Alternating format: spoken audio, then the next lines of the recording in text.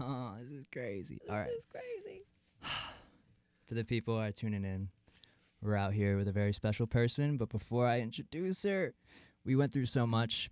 I'm recording on my iPhone. I usually record on my Canons, but I forgot the batteries. So we adjusted, and it works out really well because if you're watching, we're in a van, which is more the reason you should watch on YouTube. But I'm with Kiley, and this is her van. She built this out, and I invited her onto the podcast several months ago, and now it's actually happening. So this has been like a seed we've been watering, and Kiley's going to share her story or anything that pops up because we flow really well, and I'm super excited for this one. I can't contain it. Yeah, I don't know if you want to give it like introduction to yourself or whatever's on your mind.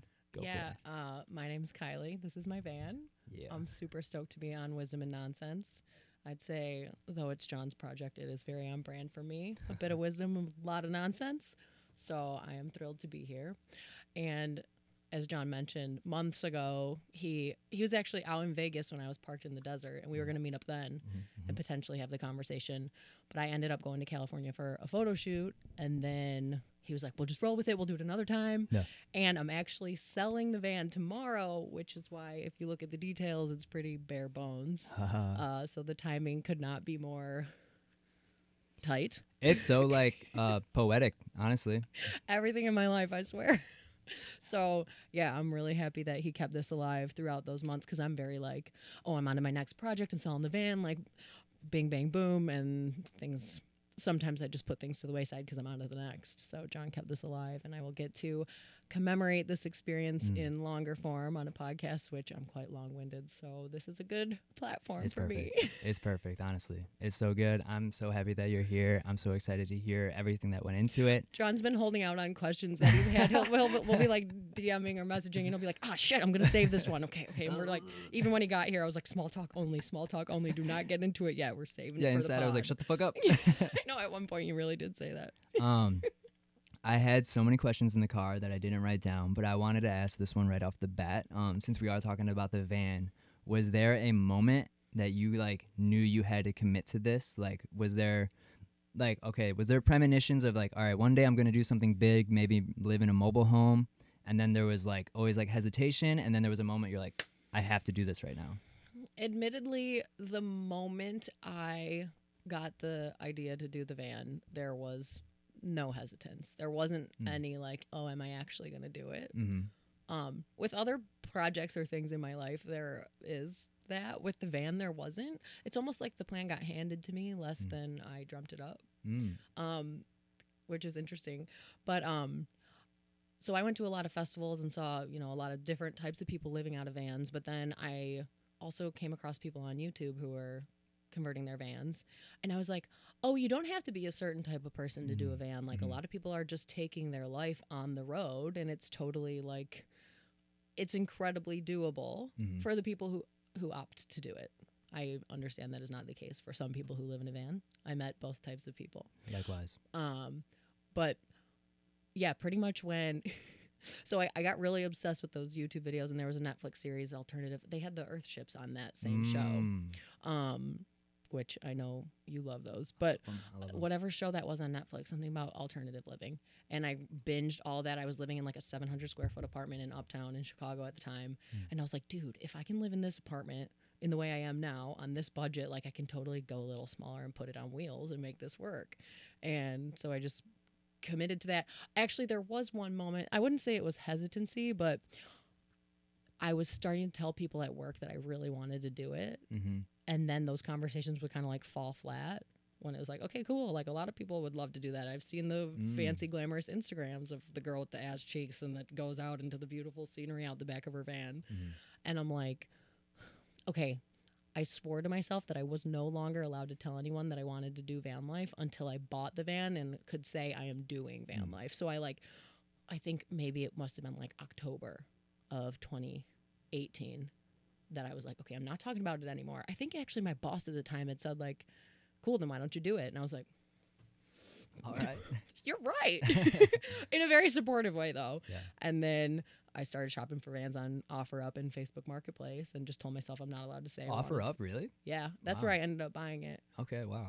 I bought my bike off that. Yeah, it's when I came upon this, I was like, I'm actually, since I was selling the van, I was on OfferUp and Marketplace with this listing. So when people are hitting me up like, oh, I would really love to come see your van, I was like catapulted back to that moment where I would like constantly scrolling with my perfect filters on for what kind of van I wanted. And when one would come up, I would like message the person, like trying not to look too desperate, but I'm sure I did. Yeah. But when you find like the perfect van, and shockingly, like OfferUp and Facebook, or maybe not shockingly, but have so many options depending on how old or used of a van you're willing to get. I was not even looking at like Sprinters or I call them van mansions, because I was working on my 3 years in corporate world budget that I saved for this. So yeah. Wow. So what was your criteria for the filters, or like maybe what are some things you would suggest people to look out for? First of all, I would say I actually got much bigger of a van than I really needed. Oh, okay. I have a friend who has a Ford Transit. It's like the little tiny one. It's kind of lower to the ground, and it's almost like a square that you get to build out. And since I lived in this with this amount of space, I actually had like more storage which is shocking. I haven't seen anyone or heard anyone in van life say that, but I also super minimized my life before this. And when I like stuff, that's the only stuff I use. So I don't have like a lot of clothes and stuff. Awesome. But I have like my one mug, which is this one, and the one you have. Shout out to Emma. But that's not a van mug, yeah, because that one's precious. The van items need to be very durable. Yeah. It's rough in here. But yeah, I was searching for like an extended van, and then I knew I wanted a tall roof just because I know how I am even in a tent. I'm like, if I'm going to commit to like living in that thing, even though a lot of people do the shorter roofs, I knew I wanted the taller roof. Definitely. The stand is so vital. Yeah, yeah. And it's perfectly 5'8" in here. So like, I saw that. I was like a little like this, and you were like, exactly Kiley size. Yeah, because like when my dad was like coming to help me build some of the stuff, he was like this, and I realized it was exactly Kiley size, which I was allowed to build my van exactly Kiley size. Like my bed perfectly fits me diagonally. So right. That's perfect that you brought up your dad, because I saw the whole process with your dad. Not the whole process, but I saw you post about it, and I was curious about what it was like for you to share that with your dad, what kind of skills you acquired from your dad, what kind of skills that you think you'll use forever, like just like the whole experience of dad-daughter build. Yeah, so I was actually very excited to do this because I knew it would be a built-in opportunity for me to have hangouts with my dad. Because when I first got it, I had a ton of questions. I knew it needed mechanic work. My dad's worked on cars his whole life, my whole life, in the garage. Perfect. I think he's building like a 64 Mustang, and so he loves that stuff. And so I knew it would be a great opportunity for me to learn from him, and like I said, have built-in hangouts, especially with like prior to this, having moved to the city, lived in my own apartment, so I like wasn't seeing my parents as much, but I still lived in the area, so it's nice that I could build in those hangs. Because pretty much once I bought the van, which was January 2019, I kept working until June, then I quit my job, and then every single weekend I was down at a farm working on the van. So it was very long. I kept telling myself that like that drive down to the farm, because it was an hour and a half. So every day was 3 hours that I went down to the van, and I never like slept or stayed down there. Oh my God. Every drive I was like, I am just using this as don't care how tired I am, as an opportunity to prove that I'm going to keep showing up to this project. The drive's not going to get me down. It was my only option working on it at that farm. But anyway, circling back to my dad. So first, when I told him I bought the van, he was like, okay, cool. Where are you going to keep it? Didn't even have any other question about like why I was going to live in it or nothing. He just was rolled right into supporting that plan for me, which I know I'm very lucky for, but also car topic. So he was already like, oh yeah, this is my lane. Pun intended. Let's go. Yeah. My lane. Ha. Yeah. So then I was like, I just ripped off the Band-Aid. I bought it. I was like, I don't know where to keep it. He's like, well, I got a buddy in Central Illinois who has a farm. I'm sure you could keep it there and actually like use the tools. And they have a big barn. You could actually keep it out of the rain in the winter this year. So that was the first huge connection from my dad. And then when we started gutting it, we ripped out the headliner. We ripped out all the side fabrication. We ripped out the floor. And there was so much. So the roof is fiberglass. There were literally like, it looked like cat scratches, just like completely shredded. And then when we ripped the floor out, it was completely rusted to the point where I could see grass when we were parked at the farm, like down below my feet as the driver. So those were not things I was anticipating, and the amount of time it takes to re-weld a floor and re-fiberglass a roof was so painful for me when I just like bought my van. I'm like, I'm just gonna beautify it and get on the road. And my dad's like, oh no, you're not. Time for some grit, Kiley. Yeah, time for some grit. Where you got to fix these bones. You're not living in that thing unless it is foundationally infrastructurally solid. So, those are the main projects I worked on with my dad. So first he helped me with all the demo because it was a lot of brute strength that we had to use. Everything was rusted out, so we were just like kicking bolts and sawing stuff off with the Sawzall. All tools I did not know before. Like I just learned all that from my dad being like, oh, we need this. And then he'd tell me what it looks like. I'd go into this messy barn and try to find it, bring it out. He'd teach me how to use it. And that was my crash course. Yeah. Yeah. And then also wandering the aisles of the hardware store, I would just kind of be like, oh, that's what a hex bolt looks like. Oh, that's the difference between a ratchet and a socket. Okay. Now when I go next time and I ask the employees here for help, they won't look at me like I'm stupid because I know a little bit. Yeah. But you know what I was dreaming up? I should make like a 101 guide to basic tools for chicks, because it's just like, it's very intimidating to go to the store. I would like find the one woman working and I'd be like, I need the bolt that's like a stop sign, the 8 octagon on the top, and then I need it to be like this long, and I need it to be like made out of aluminum. And she like helped me go find it or whatever. Because people that work there do give you that, like, you're looking for this, follow it. And you're just like, all right, dude. Yeah. Or once I got schooled up, though, I would usually know more than the employee I was asking. But that's only because once I got detailed enough into the build, I would watch a very specific YouTube video. Yeah. All the YouTube resources and website resources I was using for the build were so thorough. Like these. Okay, so they worked. Because that was another question I had about, like, what you came across online. Did it end up, like, being put to use? It's the only reason it was possible. I mean, the couple of couples that it's mostly couples who make van life build content, and I'm like, I can't believe how thorough they are, that they can actually do the build, that they can build a website this useful, that they can make these templates. It's crazy. That's huge. Yeah, maybe I'll link those in the description. Absolutely. Whenever anyone DMs me like, oh, like we're trying to do our electric, or I can't decide which toilet to get, I'll send them like my 3 websites that I did everything based off of. I'm like, all hail, follow their Patreons, send them donations. Yes. Huge. But yes, okay, the bonding time with my dad, it was very fun. My dad is actually a very good teacher, even though it's like, Dad. It was a lot less like that, I guess, probably being this age too. But these are also skills I wanted to acquire. Honestly, because my parents got divorced like 7 years ago.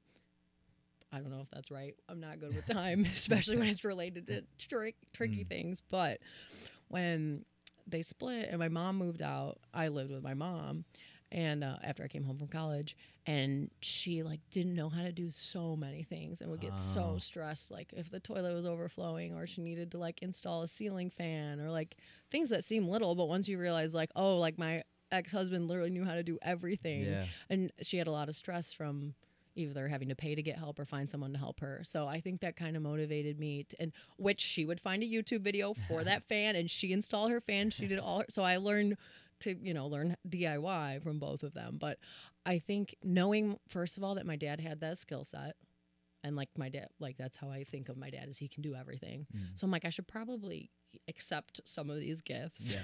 And I also just love the idea of being fairly self-sufficient. Yes. And I really value self-reliance. And that's something I get from my dad.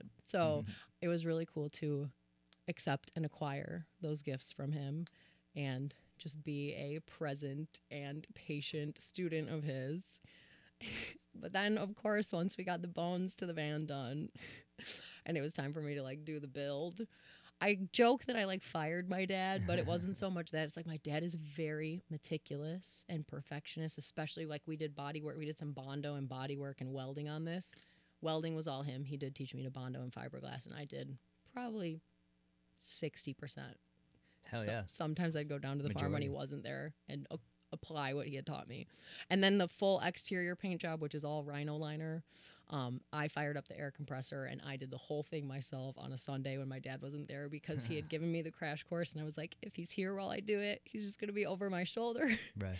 And I'm going to actually jack it up more, because I'm going to be like, oh shit, Dad's watching. So I just like knocked it all out in a day. So if you look close enough, as my dad says, like, you call it a paint job based on how far away you stand before you see an imperfection. So like people who do body work on cars or paint jobs on cars will be like, it's a 3-foot job, it's a 6-foot job. I'm like, mine's like a half-mile job. Once you get within a half-mile, you can see all the imperfections on my van, but that's just infused with my artistry, I guess.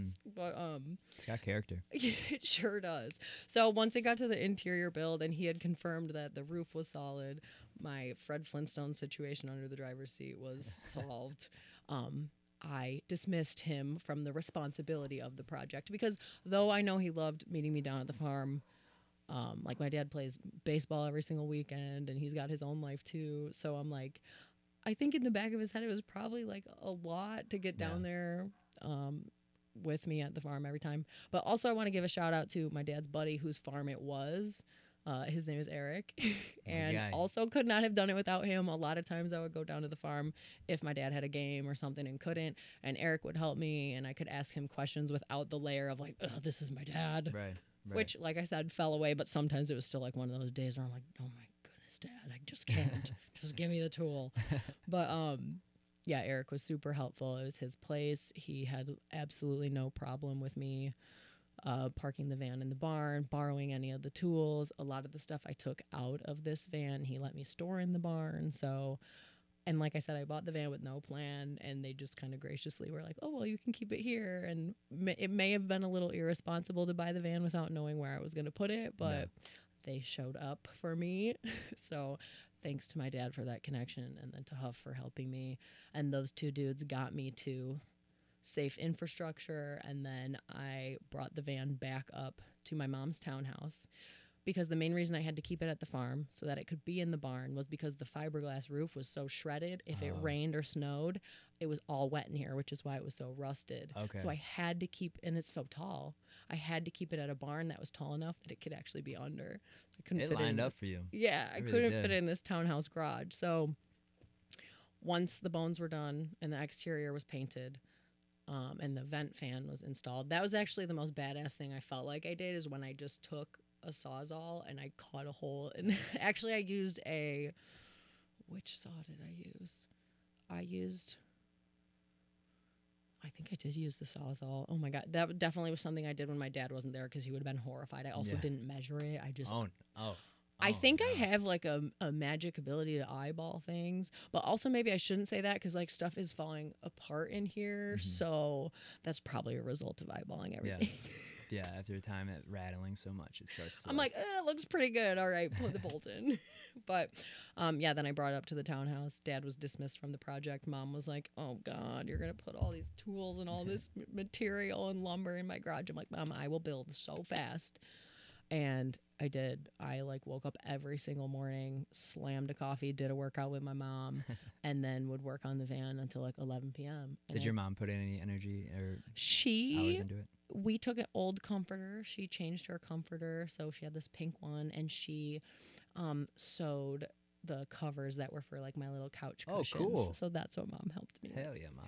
She would come out and be like, do you want me to help you like move this panel or hold that while you drill that? And I'd be like, no. I was on some serious like hyper independence thing, but I also like know how I am, and part of it was like I wanted to see, once my dad was dismissed, I wanted to see how much I could do alone, even including like this ceiling thing is all one panel. And I remember like going to Menards, buying it, bringing it home, testing it out, cutting it to size. Like it would have been so easy if someone just stood there while I for some reason was just like, I think I used broomsticks. I was like, I just need to see how much I can accomplish on my own. And I am opting into that challenge. Like, cause it's like, why would you struggle if you don't have to? But it's like part of the agenda for me was seeing how much I could do alone. And you're priming yourself for the experience. To be out there alone. Yeah. And I think just is my project, so I could do it how I wanted. And if I wanted to say no thanks, Mom, let me struggle, I could say that. Right. And they respected your boundaries, because that was like, a question about your parents. Sounds like your dad supported from the jump. Did your mom support from the jump? Oh God, yeah. Oh, cool. All right, cool. It's so funny because people will be like, oh, your mom must be so worried, your mom must be so like, why? Not even slightly. Like you know, obviously she knows my character and I have a track record of the type of person I am, so maybe that factors into like her response to it. But Yeah, my grandma was more so like why are you going out there and living in the wilderness like that? And my mom was just like, of course Kylie's doing that. That's beautiful. That's beautiful that you got the support. And I really appreciate that because I'm working on this because I know what people mean when they say they worry about me, but I get a visceral reaction to someone telling me they're worrying about me. Mm. Like, I'm almost offended, I Yeah. have to admit. I'm like, you're worrying about me? You think I can't get out of... Yeah, and I think that's a tough shell. Mm-hmm. I'm like, you can send me love and hope I'm doing well, but to hear someone's worrying about me, I almost take it as like a vote of unconfidence. I had someone say that to me once too, where they were like, "I just worry about you." I'm like, "What the fuck?" I actually feel that a lot, especially when it's like, okay, I'm very aware of like the path I deliberately walked onto. So when it comes from someone who like isn't not to disrespect anyone's path, but maybe someone who like does an adventure or explore creative impulses, I'm like, please don't worry about me. Like, I'm so... I know this isn't normal to you. This is my normal. And I'm like, if someone who knows me says that, I'm like, but of course I take it graciously. I know where their heart is, but this isn't like a confession. Like, I don't really tell people this, but I'm like, I secretly get offended when people tell me they're worrying about me. So for my mom to never say she worried, like, she'd check in on me, or less than you would think, though. She'd be like, please text me. Or if I knew I was heading into somewhere without service, I'd drop her a pin. Hey, here's my campsite for the night, which usually didn't end up being it because I'd changed my mind and I was already out of service. So, but there's a lot of leaning on lots of faith, not irresponsibly. But, like, that was part of the reason I wanted to go out in the van, too, is, like, okay, when shit gets tough and you really don't have... surrender. And, like, what are you going to lean on? And I've never felt more, like, held, connected, and pressed to rely on myself and typically the good faith of other people. Anytime I was in a tricky situation, I was overwhelmed and, like, overcome by how helpful anyone I encountered was. I had almost zero situations where I felt unsafe. And this has been interesting for me to get into because I actually, when people would ask me like that, like, did I ever feel unsafe or sketched out, I would find myself almost giving a canned response. What do you mean by canned? Like, of course, you know, I'm solo female traveler, but like that, I had to check myself because that is not true for me. Yeah. And I'm like, I hope it's not dangerous to say that I never felt unsafe. Oh. But I didn't. Wow. That's interesting. You're doing great. That's my truth. You're doing great because I had these questions too because so it sounds like you didn't run into much trouble. But did you mentally prepare? Like, did you have systems in place or phrases to say or things? I mean, obviously you had Mars, which is a whole nother topic. But like, if you were to give any advice for someone that's going to go out there, especially a woman, like what's maybe something they could take? I know that you were safe. Yeah. Well, and I want to categorize that too. So I didn't camp in urban areas really ever. So the threat of like people making me feel unsafe, very minimal. Okay. The small towns I stayed in, one time I was staying at a national park, which already feels safe to me because technically you have to show something to get in. It's a gated community, I would always say, technically. Even though it's free, it could be free. Gated from the world. Yeah, it could be free dispersed camping on the inside. People can still get in, but I always felt very safe because of that layer. But like one time I had been camping in a place for I think like 15 days. I really liked the spot. I had my routine in town, so I was like where I posted up, and there was no one. But every once in a while, this white Forerunner would drive through like a little too slow, and I was like, I do think they're onto my pattern maybe, and they come down here a lot, and they're like the only other car that comes down here. But I never interfaced with that person. Like your antennas were like, and I was like, I have been here for 15 days, which is actually one day over the limit in most of the dispersed camping. It's usually 14 days you have to move, so maybe that's why. It was like, okay, dude, the one rule you have to follow. Let's go, get out here.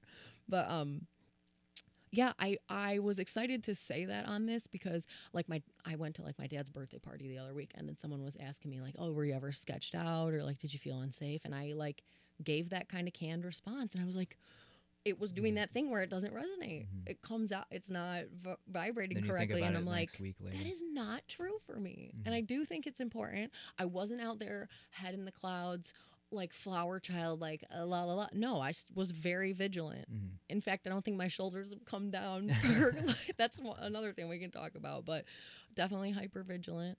But yeah, I was excited to say that part of the experience for me. So thank you for asking. I'm that. glad you brought it up too, because like I mean, security, safety, and like being prepared for that is so huge with this. Well, and to answer your question more straightforwardly, then, like, I have a very protective dog. Mars, Mars. hey, I He's barely pet inside. you. I didn't even pet you. He did.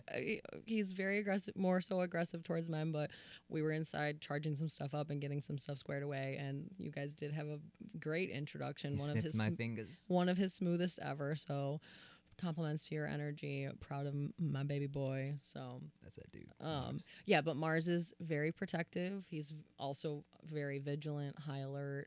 Does not like people approaching the van, specifically males. So that quirk in him that I didn't want to train out of him definitely made me feel incredibly safe. And he has a big scary bark.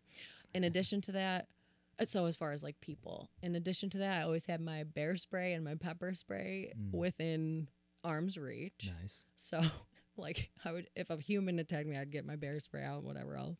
But never had to do that. And then I never parked myself in a situation where I felt like, if I ever felt like something sketched me out, maybe I would get up and move like that guy. But it was after like 15 days. I didn't really stay at campgrounds where I had neighbors anyway, though, so no one could ever sketch me out. And then just being hyper aware of your surroundings. And then as far as like shit going down, like weather or van problems or wilderness stuff like that, is all just, yes, mentally preparing and then not putting yourself in a situation, no matter how cool the picture might be or the campsite might be or the sunrise might be when you fling your back van doors open in the morning, is like knowing if you're in a situation that if stuff goes down, you're going to be too fight or flight to actually get yourself out of. So this happened to me a lot. I would get down an awesome like washboard road, which is already a little hard for this van. It's not 4x4 and I wouldn't air down my tires because I'm too lazy. So even though I had the compressor. So I'd get to a spot and I'd know if I just went like one more ridge further, I'd have a better view of the lake or whatever. And I'm like, we'll just hike up there in the morning or whatever. It's like, I would love to do that, but I know my limits. If shit went down a half mile further in, I would be a lot less level headed of getting myself out. Yeah. So, and that included things like making sure my van could actually traverse that terrain, including if it rained during the night. So I'm not going to drive down a road that then if shit goes down is too, you're stuck. Yeah, muddy or dirty for me to get back so out. Much anxiety. And then orienting the van in the right way. So even if it would be cooler for the sunrise to come in that way, if something happens in the middle of the night, my van was always parked in a way so I could skirt out of that spot. I would never have a tree in front of me. I was never let myself arrive to a campsite after dark that I hadn't been to before. Once I had my solid spots, I'm like, okay, I can arrive at 9. I know my spots. I knew exactly my spots. Like I knew the rock, the fence post. But yeah, no arriving after dark. If I would sleep in typically a hotel parking lot was my favorite, more so than like Walmart or whatever. Because usually honey's delicious. Sorry, yeah, I got to the honey part. It's super hyper local, so it's good for us too. I was like, oh, I wonder if one of my neighbors made it. It's like as local as possible. So those were all good tips. And then, as we talked about before, having built my own van, and like before I left on the road, it wasn't even necessary, but I wanted to flush my coolant system, change my own oil, do my wiper fluid, do my transmission fluid, make sure I knew what color transmission fluid is supposed to be versus oil, so that if things went down when I didn't have service or couldn't call my dad or couldn't get a hold of AAA, I was less likely to freak out, and I could, if I was in a really bad situation, address enough to get me to a place where I could get help. So to me, getting under the hood of my own van was very important.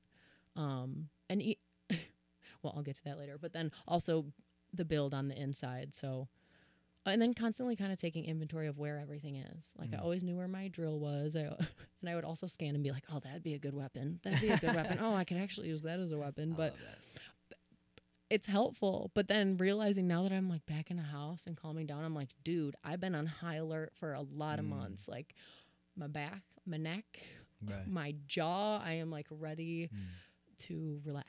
So it's interesting because you go out there to like kind of relax and connect, but then you're really just like a warrior in a van. Like, dude, yeah, I mean, yeah. that's actually when you DM'd me and you're like, if there's any question anyone asks on the Instagram question thing that you want to elaborate on, that was one of the ones. One of my friends said, was there anything, was van life like what you thought it was going to be? And that's one of the main things, is I thought it was going to be relaxing, and there were a lot of like meditative, highly connected moments for me, but the road to getting there, it's actually maybe only in the contrast to how a lot of the days feel in the van, that or what's some of those projected online by people. yeah, which those parts are real. Definitely. The glamorous, the sunrises, the nature you encounter, the people you meet, but you know, that might, it could be a very short chunk, and a lot. Actually, the people who have the most glamorous content, now I have almost the most respect for them, because that was one of the things when I'm like, okay, I think I'm, because I went out without sharing anything really. I didn't really post my build too much, except in retrospect. And then once I got out there, I was trying to capture stuff, and I was like, we have so much priming to do. Yeah. I had to get comfortable driving my van, that once it was built, Mars had a lot of adjustment. I had to learn what I felt comfortable with, even learning things like I don't like to drive more than 3 hours a day, because it's exhausting to drive this huge thing with no cruise control. Yeah. So, Did you say no cruise control? no. And my new car has cruise control, so every time I'm just like, hallelujah. Your leg is probably just like twitchy. And this thing, oh my gosh, 10 and 2, and it's huge. If it was windy, like driving through Nebraska with this thing is just fling. Damn. Fling. So windy and I would make flat. that drive back from Colorado a lot. Seriously. Stars are dope, though. The stars are absolutely amazing. Actually, my favorite secret spot that I found was in Nebraska, because it had the highest contrast of what you think you would find versus what I actually ended up finding. There's a full-on like beach with cliffs and bluffs and the most gorgeous Midwestern sunsets, and it's all ranches and farmland surrounding it. I'm like, oh my God. I don't even want to say where. I'll tell you after, but I don't want to say where it is. You got to go find that yourself. Nebraska. I got a lot of friends from Nebraska. Shout out to you. But yeah, that was one of the things, is going out and thinking I'll finally be like free and liberated once I'm on the road. And it was serious discipline, very exhausting. That was another thing. Once I was tired, I had to let myself find a spot. I couldn't just drive one more hour, because that's where the campsite I had scoped out on the app I like to use was. Because then if shit goes down and you're already tired, once again, you're less likely to be able to help yourself out of a situation. So I think that was really important in knowing my limits, what I was comfortable with. That also changed like throughout the month, depending how strong or weak or vulnerable or badass I was feeling. Yeah, so that was definitely what didn't feel. I thought I definitely had the expectation that it would feel a lot more like a lot of the glamorous stuff that you see, but that is a chunk of it. I wasn't so glossy with my capturing of content. I like the realer, dustier stuff, but especially because I was alone. But yeah, and once I got more comfortable with capturing content, I was really proud of myself for having made the decision the first couple months in the van that like, I'm not going to try to have my phone out all the time. I'm going to be present while I'm driving. I'm going to be present while I'm setting up myself for the night until I get a routine in the van. Because ask any van lifer, it's called like the van shuffle. The daily van shuffle is like, okay, once you park and it's time to set up for the night or for however long you're going to stay there, you get parked, and then you decompartmentalize this. You take your kitchen stuff out, so then you can access your clothes for the night, and then you put this out, and then it's like, if you move, dude, the Tetris, which is also something I really get like activated by, though. Like you like it in a way. It gives me, it's exhausting, but it's the right kind of exhausted. It gives me energy, because building the van too was that.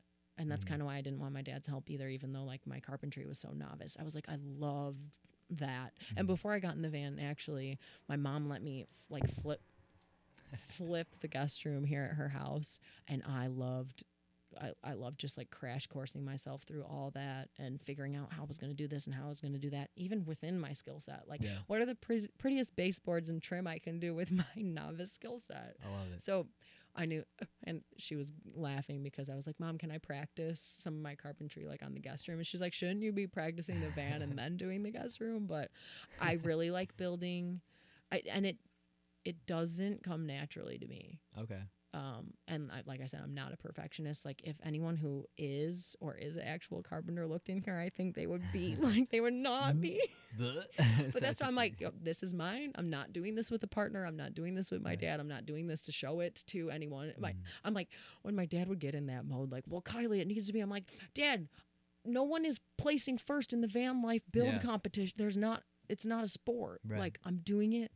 And like I said, I wanted to see, like setting my limits for the night. I want to see how far I could get without asking for any help. And all this stuff functions and works, probably not at all by the book, but I want it to be all mine. And now I scratched that itch. I crossed that agenda, that prerogative, you know?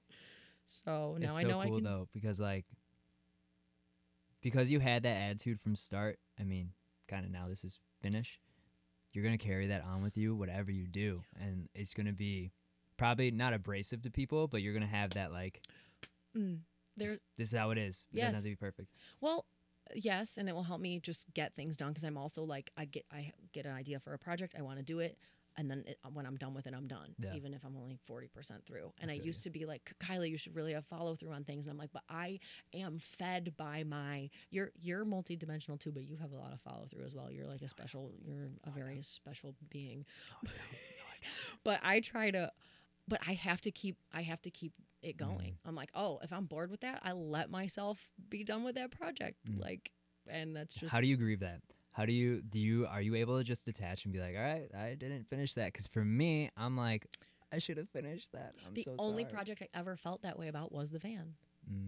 And when I grew my hair out, I was like, we're going to grow it out. You're going to have ugly stages, but you're going to grow it out till they're rocking like you've envisioned them. And I stuck that out with some serious patience through some serious baby stages. And then the van was the second that was like that. I was like all those long drives, I'm like, I was still working full time, going down only on the weekends, but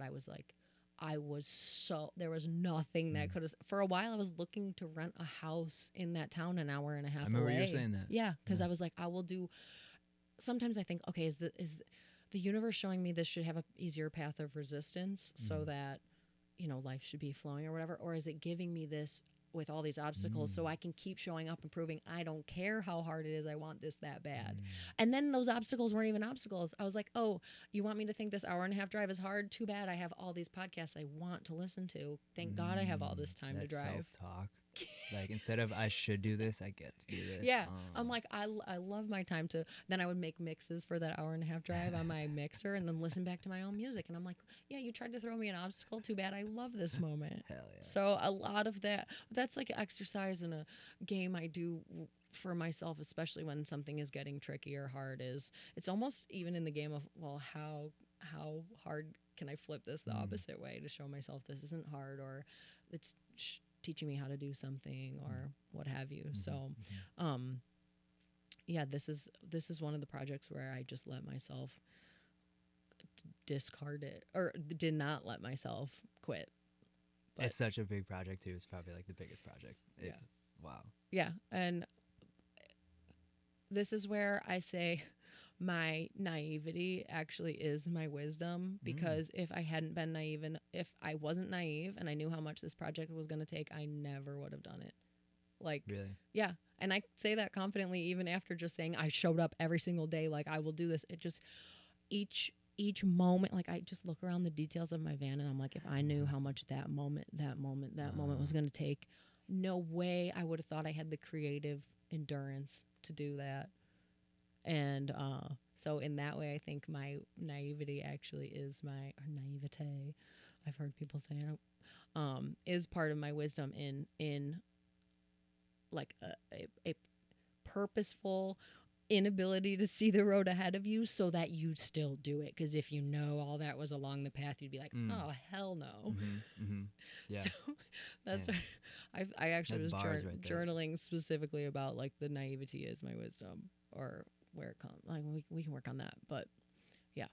Bars. Wow. That's I don't know. I'm getting so many things that I'm thinking just about my own artistic journey. And like, because what I did recently, I took all my doodles from high school and college and just anything I had, and I cut them out the pages and I put them all in one big thing. And watching the progression over time and like seeing, I remember all the memories I had. Like I looked at like a certain thing and I was like, oh my God, I remember what I was doing at the time. Remember the classroom I was in, everything. And it's just, if I knew back then where I'd be right now, I'd be so proud of myself. And I am proud of myself because of like that.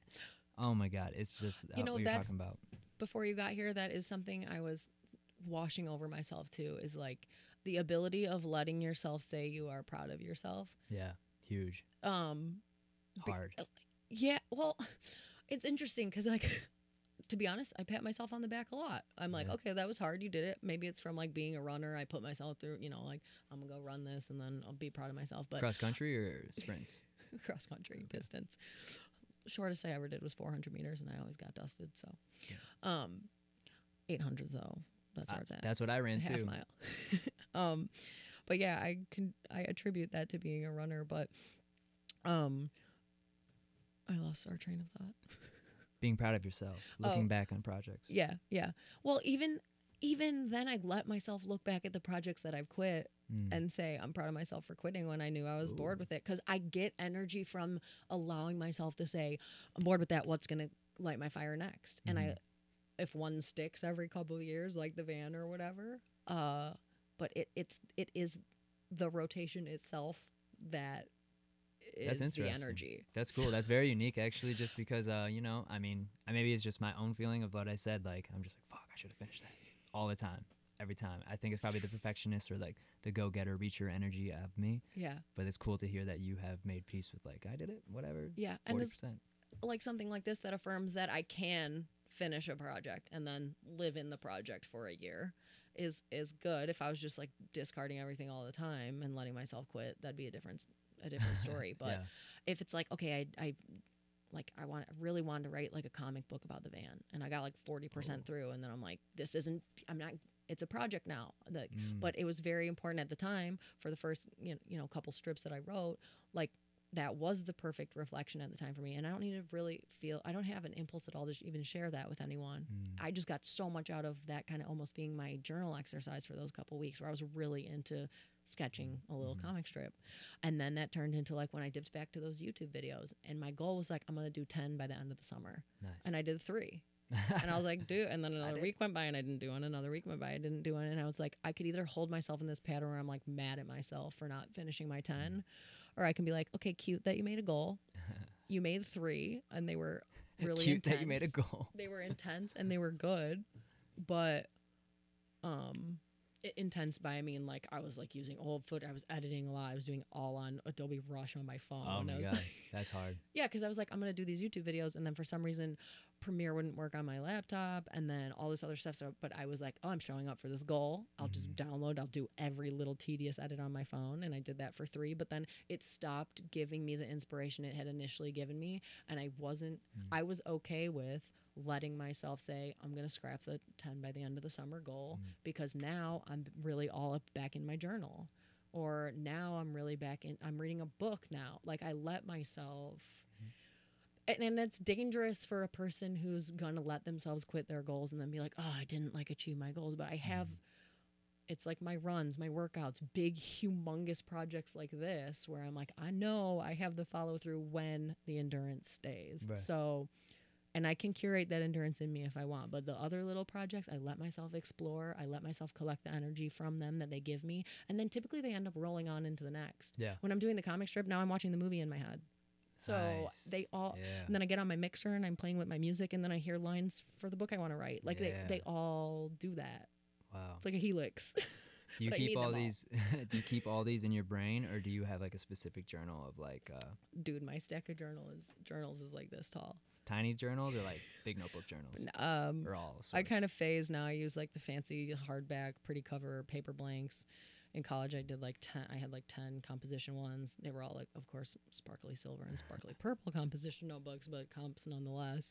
So that stack from college is really nice. And then my childhood ones are like fuzzy limited 2 ones, or they have locks, or they have puppies on them. And I've been home and preparing to move, so I've been getting all my things together. And I remember being little and my mom being like, Kiley, write your journal and then go to bed. Write in your journal, say your prayers, and then go to bed. Nice. And I, from the time I could write, never went to bed without writing in my journal. Even if I wrote too tired to write, love Kiley. Still doing it now? Still doing it now. Well, no. Usually I write in the morning now. Okay. I also, sometimes I write all day if I'm having a day like that. Again, sometimes I don't write for 3. So no, I don't write every night before bed. But I love that my mom had me do that because the archive is, first of all, hilarious. I'm the exact same person is the first thing I can say. And having that archive and watching how my thoughts come out, and I just love it. It's grocery lists, it's sketches, it's really deep thoughts, it's I really have a crush on so and so. It's all of it. It's this is happening with my parents. It's this like shit's going down. It's all the spectrum of stuff, and then it'll be another grocery list. And I'm like, these are just so like you going back and remembering what moment you were in for each thing that you made your collage out of. It's so that it takes me right back into it. So the archive is continually infinitely expanding, if you will. I love it. Yeah, it's all recorded. So oh my god. But writing is what it always comes back to writing for me, which people who know me know that. Yeah, writing and running. Damn, there's so many things I can ask. There's so many things I can ask. Well, when I called you, was it February or March? It was cold out. It was February. I remember that now because I looked at my photos of the day that you called me. That sounds right, because I was at Lake Mead.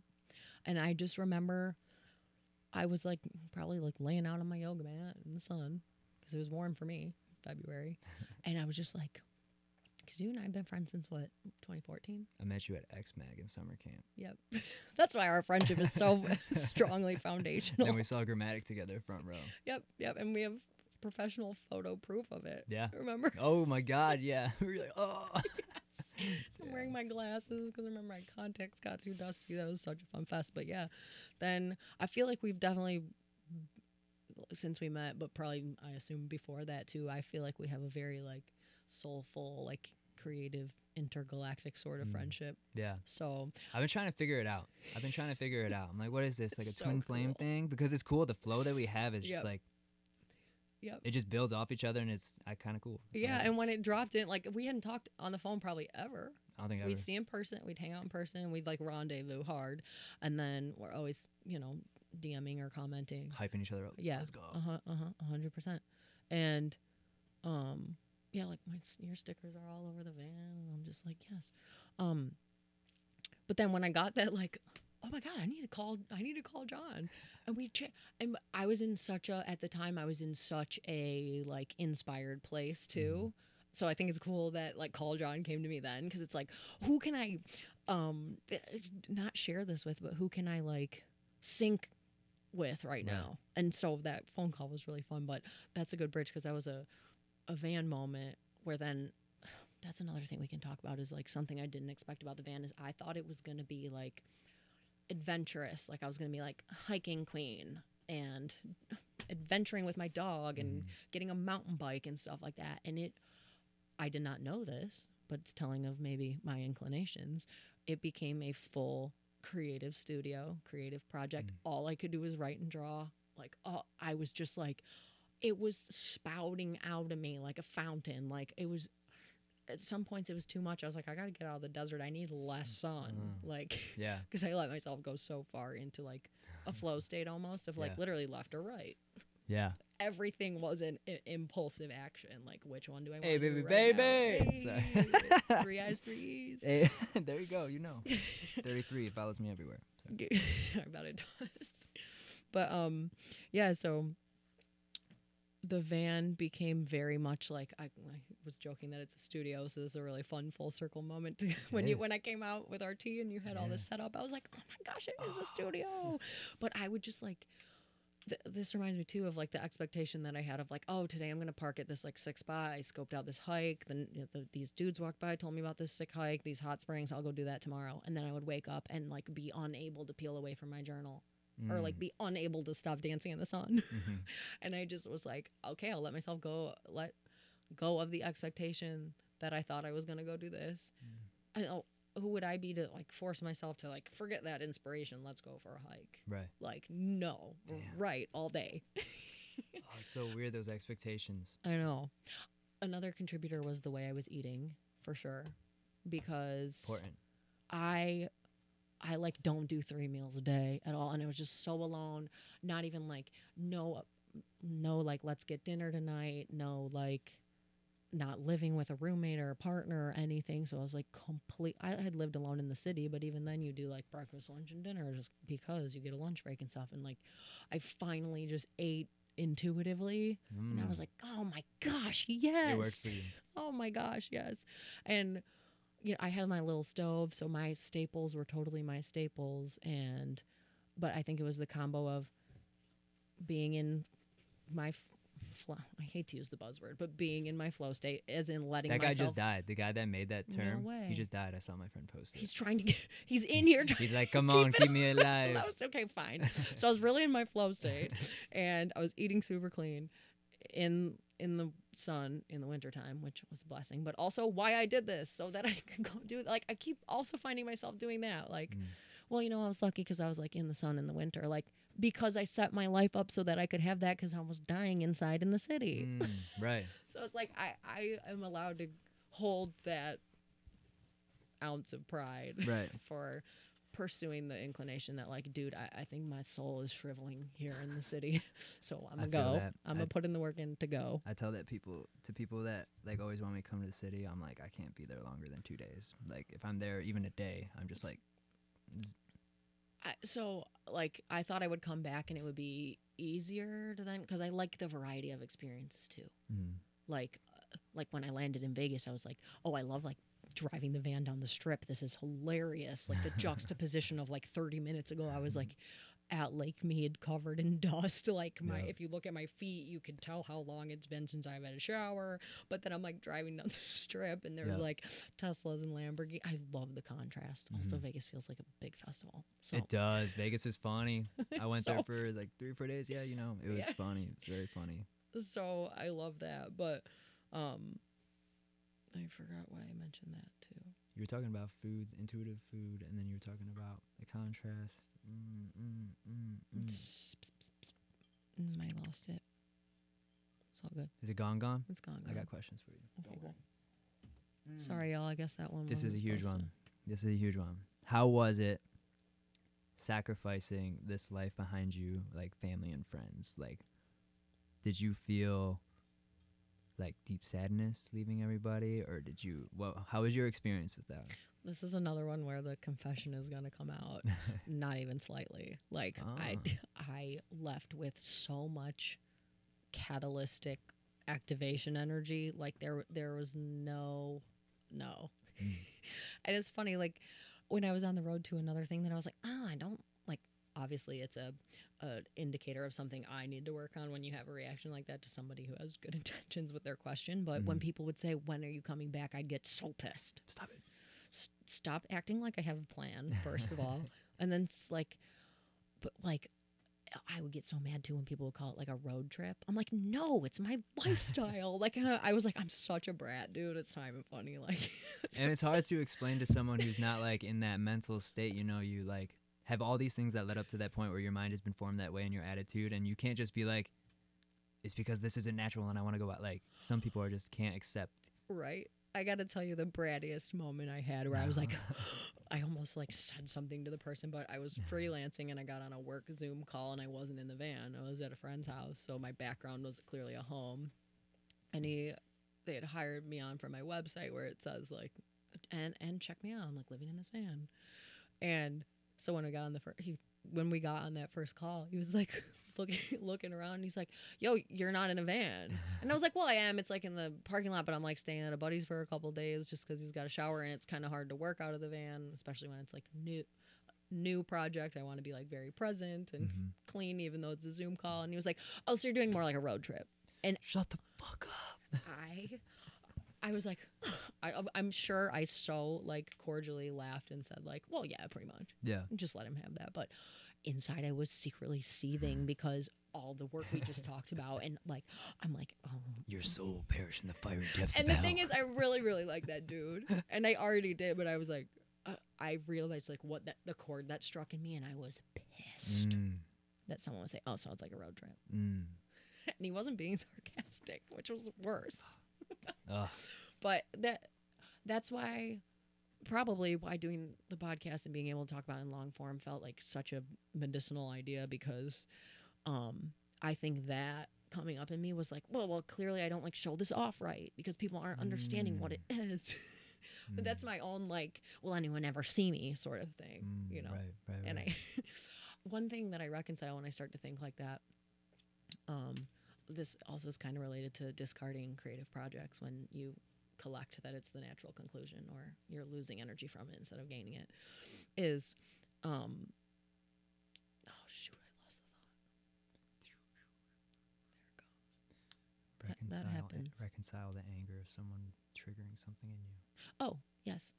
What I realized was medicinal about that was the mantra that I kind of came up with to help me through that was like, okay, instead of living in this like frustration with myself that I'm like not sharing stuff right, that like people don't actually understand the experience that I had because like I'm not telling it right, or I didn't take a good enough picture, or I'm not like vlogging enough, or I didn't share a long enough post, because I'll let myself go down that like no one's ever going to understand what actually is like happening in my real brain. And then I'm like, I can let go of all that and breathe into that, because all of those experiences like live embedded in me, which is a super simple idea, but if anything, it's a puzzle piece to my personality, and I never have to worry about my personality because she's always here. So like all those experiences, like this, you know, a specific story of something that was so meaningful and cool to me, if I feel like I can't find, even if I made a movie or wrote a super long chapter book, it would still never actually hand the feeling over or the thoughts and resonance I had at the moment to someone else. So unless there's extra wavelengths. So the way that I let myself let go of that is saying, well, those all just like all those experiences live in as a part of me, which is a very simple concept. But when you're someone who might harp on, no one's ever gonna XYZ see me, understand me, whatever, it's like, they will, like true friends will, when you connect with them, if it's related to like, because I'm not making my creations, don't show it off enough, you know. And that's something, because I make things that are like inspired by me or personally about me. So like the things I write are typically like the YouTube videos I made are like about me. I'm not like making art that's just like infused with, oh, like I don't, you know, draw landscapes and it's like, oh, that's just infused with my artistry. It's like, no, like the things I create are reflections directly of me or personal divulsions from me. So when I feel like it's not received right how I wanted it to be, I'm like, nobody sees me. No one will ever know like my true complexity and dimensions. And it's like, girl, they do. Because if they know you, then they see what they see in you. And that's what I present. So that's how I reconcile all that. That's a good thought, because I mean, you're an artist. That's happens a lot for us artists, where we're like, you don't fucking see what I did right there. You're like, I put so much time and energy into this. Come on. Right. Or does this represent me? Am I doing justice to who I really am? Right. And then I'm like, I look back at it a couple of days. I'm like, that's nowhere near as complex and intricate and whatever as me. And it's like, obviously not, because you're you and that's a picture, or you're you and that's a chunk of prose. I get so stoked. I had a conversation about this with a homie the other day about my death day. I don't want to die. I mean, I'm prepared to die. I've done a lot of things, but when it comes to like my life flashing before me when I'm dying, I'm gonna be so happy with what I did, because it's so like unconventional, and it does live within us. It's like the people's projections or opinions, whatever, they impact us and trigger us sometimes. But when at the end of the life, it's like, I built that van. I did that thing. That's another huge thing, because I have performed that exercise. The other day I was listening to a podcast and this dude was like, everyone does these guided meditations where it's like, you know, imagine a crystalline waterfall of baby blue light washing over you. And he's like, fuck that. Every night you should be thinking about the moment that all your heart stops pumping and the blood stops circulating through your body and you're going to die. He's like, that should make you inspired to wake up in the morning and live your favorite life now, or the life you actually want now. And I was like, that is so hardcore. I really like it. Yeah. Sometimes I like thinking about that. Sometimes you need to hear just that. But shoot, I keep losing my little nuggets. You had said Dying, looking back at our memories, being proud of what we did, it lives within us. Yeah. Death, dying. Shoot. I have an idea or a thought that I think about when it comes to death, grieving, and everything. Death is cycles. Like, you can't have birth without death, and nature is like, doesn't give a fuck if you suffer. You're gonna eat that insect how it's supposed to be eaten. It's gonna get torn apart, and it's supposed to like die in that sense or way. So I think of that whenever I come across like, or if I get all my shit stolen and I lose all my memories and I lose all these things, it's like, well, what's next? And then I buy a better camera. It like makes room and space for these things to come on, and that's how I'm adaptable. Like, you're like priming and prepping your space so you can like be prepared for any moment.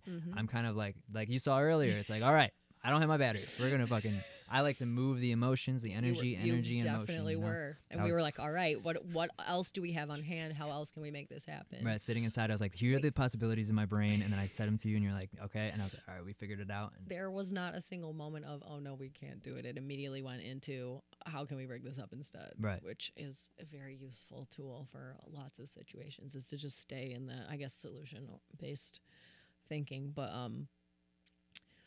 when we were talking about like the hardcore like meditation thing, this is something I was contemplating the other day too, because sometimes I am very like Goggins, like, you gotta be hardcore, no one gives a fuck about you, like, get out there and do it, do something painful, do something uncomfortable, you're a bitch. Like, sometimes I need that medicine so much. Like, I do need to hear that. Absolutely. Especially having been a runner, I just like envision my coach like, Saunders, what the fuck is going on today? Like, why are you way back here? And sometimes I need that so bad, but sometimes I also need to tell myself via other people, like podcasts or Instagram posts, because you're really telling yourself that. That's what you see. But sometimes I need to be told, like, set my bundle down and just let something go or chill. And I think it's really easy to like subscribe to like, no, I like do the Goggins thing, or like, no, I like do the only like go with the flow, don't let myself have any sort of resistance or discomfort. And for me, it's very much like whatever medicine I need at the time. Like, if the Goggins thing is starting to feel like uninspiring again, then I let myself switch back to something softer. And I am very proud of my ability to know which medicine I need at the time. And I use the word medicine as in like, I get something from listening to really motivational hardcore content like that, and I also, when I need it, get something from that. And I think allowing myself to listen to what I need at that moment and then go seek it out, I'm always proud of my ability to do that, because especially like with Instagram culture, I feel like it's like we follow those accounts and then like you subscribe to that archetype, right? And it's like the archetypes, for like, real. Goggins is just a Goggins, right? You feel like it's supposed to be the way because you're so inspired in the moment. It's like, I'm gonna live by that dogma for so long, because I've done the Goggins dogma, the Gary Vaynerchuk dogma, the Tony Robbins, the Eckhart Tolle, like Joe Dispenza. I've done all these things, but now it's like a collage of all these different people. So exactly when I feel like I shouldn't be like, oh, I should be like, fucking like, let's just like chill like for a second. And I'm always proud of my ability, which sounds like you have too, to like cycle through the ones I need at the time, and then to also know when to just like not be on my phone at all. Like I like doing like 6-month break or 6-week breaks. And then when people start texting me like, yo, are you good? I'm like, okay, maybe I should post like an update. But I think it should also be cool to like, when I do that, I'm doing it, even if it is because I'm going through something, I'm doing it because I know social media isn't the medicine at the moment. Sometimes it is. Like, sometimes I scroll through my feed and I'm like, when people rip on social media, they are not following the right people. I am amped. I am inspired. This art is amazing. These people are so creative. And sometimes it's almost, I do this with like eating meat too. Sometimes I'm like, ooh, I just can't have a bite of chicken for the next 6 months. Right. Like, ooh. Sometimes I look at my feed and I'm like, ooh. And I'm like, clearly that's not the medicine right now. That's how you intuitively eat too, is all of a sudden something you loved doesn't resonate anymore. You drop it, and then all of a sudden I'm like, oh, avocados sound good again, and we go back to that. It's the same with the way I let myself cycle through the things that give me energy or medicine at the time. And being out in the van really refined my ability to know what and when those things were coming in. Wow. Yeah. It strengthened your intuition so much. So much. You have to, because I said, like, any of those, I had breakdowns with no service. I had inclement weather. I had the run-in with animals. I got like What kind of animals? A fucking moose. That's a scary one. I mean, Was it? I didn't want to swear, but I did. I could step over your van probably. It was so scary. It was dusk. I was in Colorado. It was like within the first 3 weeks of being out in the van. When I went out west, first I went to Michigan, then I went to Wisconsin. And then when I finally went out west, it was probably within like the first 3 weeks, which is funny in hindsight. Now I went the rest of the van trip with no nature experience near as scary as the moose thing was. Was camping in an actual campground, I think in Black Hawk, Colorado. That's where I got that sticker. Another project I let myself tap out on because I only have like 10 stickers and I went so many places. I'm proud to be one. Okay, Kiley. But anyway, we were in Black Hawk, Colorado. I think it was Cold Springs was the name of the campground. And it was September. Yeah. And I was halfway between the outhouse and the van, filling my water bottle. Mars was in the van. And I see just a flash of brown fur. And I'm like, no, you're outside the van. Yeah, and it's dusk. And I see a flash of brown fur. I'm like, there's a bear. And I don't have bear spray. I don't have anything. I don't have neighbors. So I'm like, outhouse van, where do I want to hide? And I make a call that I'm going to run for the van because Mars is in there and he'll protect me. So I sprint back to the van, and when I start sprinting like a creep, instead of running at me, it starts running parallel to me, which was honestly even creep. Just be normal and attack me head on. It just started running sideways, and I realized it was not a bear, it was a moose, and it was huffing and puffing like you wouldn't believe, and it was like a T-Rex was running alongside me. They're so much bigger than you would expect, and all the upper leaves in these trees were shaking because it was running, and I could see its breath even though it was dusk. It was very cold even in September because we were at elevation. And I hustle, I do get back, and I throw the back of the van doors open, and it inches a little bit closer to the van, but then Mars started barking, thank goodness. And it kind of hobbled away. So I was like, but my fight or flight, like I think my heart rate stayed at like 160 for like an hour. Oh my God, for real. Not that I know my bio data, but it was way, way up there, and it was so terrifying. And I was so unprepared to be in a situation like that, even though I was walking to the outhouse, which you wouldn't think, like, gotta strap on my bear spray for a walk to the... But it didn't run at me. It ran alongside me, but I was horrified. They're so big. Anyway, in the morning, the camp hosts come around, and I tell them that happened, and they're like, we have been camp hosts at this campground for 7 summers, or 7 seasons, and we have never seen a moose here. And I was like, you're kidding me. It was like my 3rd night staying at this campground. And then he had told me, because I was like, it was really huffing and puffing, like it was mad, like I could see it. And then when I told him it had been limping, he's like, well, it is hunting season. I bet you it was shot and it was hurt. And so that part's kind of sad, but makes sense why it was probably huffing and puffing, less aggressive at me and more it was hurt. Yeah. So, but that was very scary. And then my other 2 favorite nature things are, I didn't know that donkeys are like actually like Donkey from Shrek, burrows, and they like are exactly shaped like Donkey from Shrek, like big belly, like they're hilarious looking. They're actually that gray color. Some of them are black, but donkeys bray, like they're hee-haw, as what is a donkey saying? You say hee-haw, but it's like 30 seconds long, hee for 15, haw for 15, and it is louder than any animal I have ever heard in my entire life. And I'm going to Google that later. I actually tried because I was going to send some of my friends, like, you guys, this happened to me last night because I saw him in Arizona. And the first time we ever heard it, it was the middle of the night. And it was apparently only a few feet from our van, and it did that thing. And the van was like not even shaking. It was like resonating, vibrating because it's so loud. And I was just like, I was cracking up. Mars was freaking out. Then in the morning, I had neighbors. I think I was at Lake Pleasant in Arizona, and I had neighbors that morning, and I feel like I woke up laughing or like looking around for what could that have been. And the woman was like, I saw your Illinois plates. You're from the Midwest. You don't know what's up with the burros, do you? And I was like, no, is that what that was? And she was like, yeah, it's called braying when they do their actual hee-haw. And she was cracking me up because she was telling me that they don't do that because they're mating or because they're being aggressive. It's literally because they have terrible night vision and they are looking for their friends at night. And I'm like, so it's like a bunch of like drunk college kids like, it's so funny. It was so funny. And then I just loved them even more.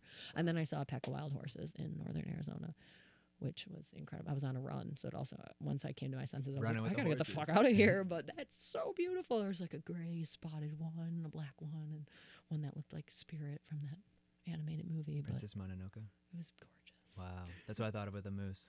That's so crazy. They were all like those big four-legged like Yeah, you're creatures right. like that. You're right. Wow. And All then different sizes too. yeah, and then we had our fair share of like lizards and stuff, prairie dogs. Insects? I didn't even see a scorpion, and I spent like most of my time in the desert, which I thought was interesting. I was like, okay, where are these big scary scorpions everyone told me about? Definitely heard some rattlesnakes, but didn't see any. Lots of deer, actually, like pretty ones. The deer in Arizona have like really fluffy white, like we have white-tailed deer out here, but they're short-haired.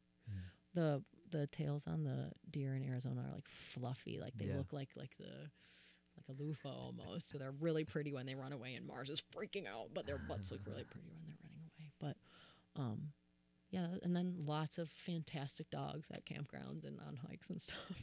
Damn. Wow. There's so many things that you didn't share online. That's I know. So I'm glad I could share them here, because that's where my like I didn't even, Wow. you know. I'm gonna pull from some questions. That's crazy though. Okay. Oh, it's kind of a good question. Kind of broad in a way. Okay. But what can you do today that you were not capable of doing before this project? Well, in my journals a lot I would write, oh, I have acquired another tool for Kiley's emergency emotional roadside toolkit, because I would get myself into a lot of these situations where something tricky would happen. I would be tired. God forbid I was also on my period, so I was very uncomfortable, and just everything was too small and too much, and I couldn't get relaxed, and I felt like I couldn't get clean. Usually I'd end up tapping out and getting an Airbnb or a hotel. But like if it was all those situations, I would like, if I would get through a situation, I'd be like, okay, we can add that tool now to the emergency roadside toolkit. So there was a lot of like, I made a lot of jokes with that. Like, you should always wear your gold earrings when you hike because they're more reflective. So if you roll your ankle and you can't walk back the hike back, they'll see you from the helicopter. Yeah. So I had fun with it too. But I kind of wish I had that journal in here. It'd be fun to read through some of those. But maybe that's a post I can do. Yeah. But I think I'm just a lot more equipped at. It's a broad question, but I'm going to give it a broad answer. Is like my ability to, and this is very personal to me and my personality type, but my ability to take tricky or hard things day by day was definitely tested in the van. And it's funny how when you're like, oh, I really want to work on this in my life, and then that's when like you encounter all these situations where those exact things start happening so that you can apply that. So like really tricky situations would happen where like I was ready to be quite far away from where I was, and it was like, oh, it's like a 16-hour drive to get to this next, and I would just really let myself focus on the drive ahead, just the next hour, just the next day. And I feel like my ability, I guess when I started building the van, that started getting sharpened because it was very one by one thing. And then I would think, okay, that part of the project's going to take me like, an hour. Run to Menards, get the stuff. And that part of the project, because of my naivety, took me a week. Because like trying to rig up a corner like that was so hard. I don't freaking know how to do anything. You know how much caulk is over there that shouldn't be? Because I was just like, fuck it, I'll just glue it all together. Yeah. That happened to me yesterday building a thing. I didn't know how to bolt down something. I was like, all right, now I got to go back and get all these things. And I watched YouTube videos how to bolt it. And that's one of the things I just surrendered to, that being my process for learning. On that note, another thing I can do now is much more confidently walk into an AutoZone or a Menards, which might have been a personal thing too. Maybe some other chicks or people who don't really know what they're doing can walk in a place like that. But definitely my ability to be like, I know exactly what part I need or exactly what oil I need or whatever. I think sharpening that confidence was good, because then I freak out less when something goes wrong, because I'm like, I know how to address this problem. And then also I was thinking about this in relation to Mars on my run the other day. But one thing I feel like I definitely, in the case of like, I want to get better at this, so then the universe or whatever was like, well, here's a bunch of situations to practice, was I'm like a very like, if I'm going to like interact with somebody, I'm like very all in the conversation. Like I'm very, and I can't, maybe I should work on it, but I'm very animated. I really like pour into the conversation. But so I know I do that. So I'm like, I get very exhausted from, and I like being that character. I like telling stories at parties. I like being like the upbeat one. I like being in that energy, and it's the most rewarding for me. And I see how it affects other people, etc. So that's the energy I like to be in. So it takes work to show up as that person. And um so it takes a lot of work like behind the scenes of like me having my quiet time, having my alone time, eating the way I like to eat, moving the way I like to move, so that I can show up not for other people as what I think they want me to be, but what I actually like to be. And I don't feel bad for pouring into my interactions. Yeah. So when I got Mars, I was like really excited to have like a really casual hiking van life dog. And Mars is like aggressive, reactive, very particular, big, strong, tricky. I'd never had a dog before. I didn't really think about like the restrictions that having a dog in the van would be. I didn't think about like, oh, you can't just run in the grocery store if you're in a semi sort of even hot area in the summer for a half hour and get your groceries, because your dog's gonna melt in the car and someone's gonna call the cops on you, which happened. And it was one of the worst days of my life. This woman was like in my face, like doing this. I was like, ma'am, he was under a tree. I had all the things. I literally had to run and get a sandwich. It was terrible, but also a situation where I learned, okay, calm down. It's fine. Yeah. You know, but that was also then an attack on my version of motherhood. So I was like, oh shit, you know.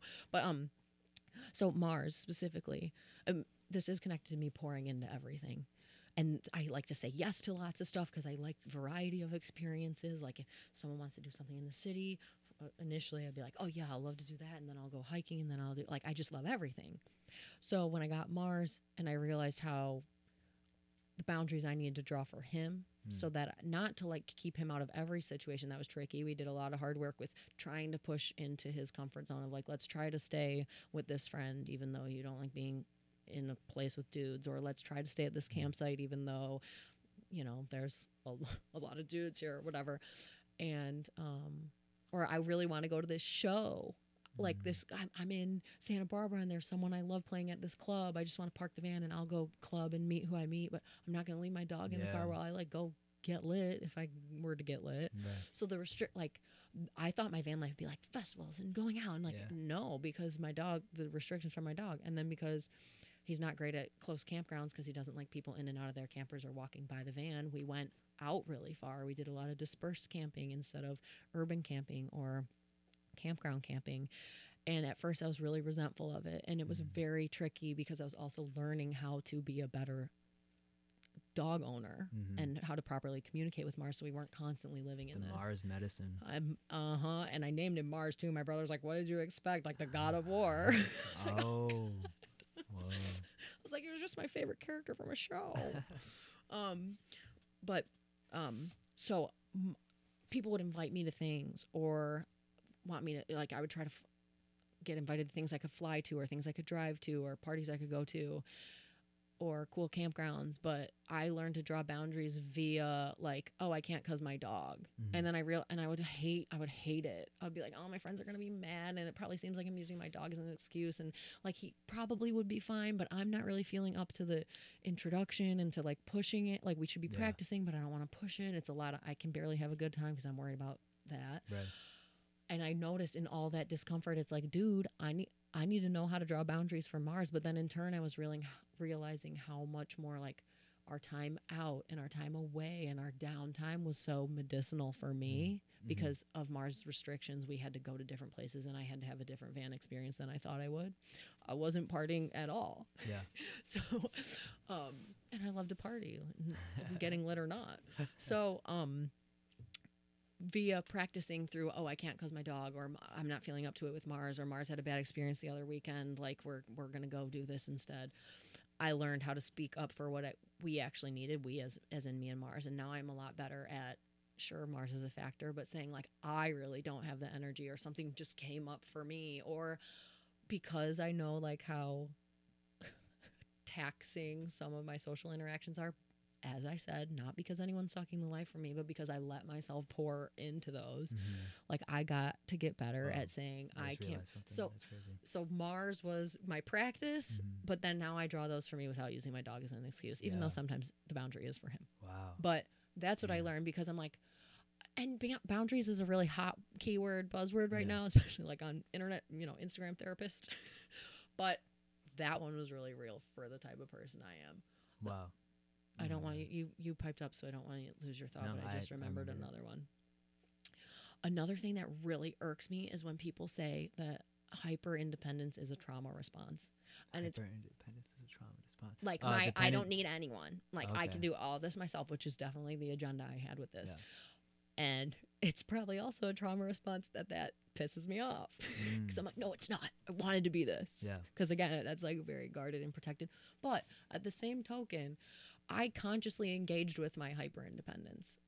Like I was like, no, I am doing this alone for this reason. And this probably, if I pursue having a partner or a family or a business, this is probably one of the only times in my life where I've cleared enough space where I can do this experiment of what if I just only do my things. So that was, fuck, I lost my train of thought again. Well, we just heard. That sounded like Mars. Oh, the hyper. Yeah. So because I consciously engaged with it, this is what I was getting at. Hopefully we can edit this so it looks nice. The hyper independence as a trauma response, sure. But when you're consciously engaging with it, I was doing that for that year because I needed to prove to myself that if I had to be hyper independent, that I could. So. Nice. And it's probably related back to what I mentioned about like when my parents got divorced and my mom was like, fuck, I like don't know how to do a lot of stuff. And then she would get really stressed when something bad would happen because she didn't know where to begin to address it. She's a lot better now. YouTube rocks. YouTube University. Our neighbors rock. But that experience, sure, it may have been a trauma response, but I think it's fine that I decided to do a year on my own to show myself all the things I'm incredibly capable of doing alone. So then when I engage with people or things, I'm choosing things that I want to choose, not because I need to. Right. So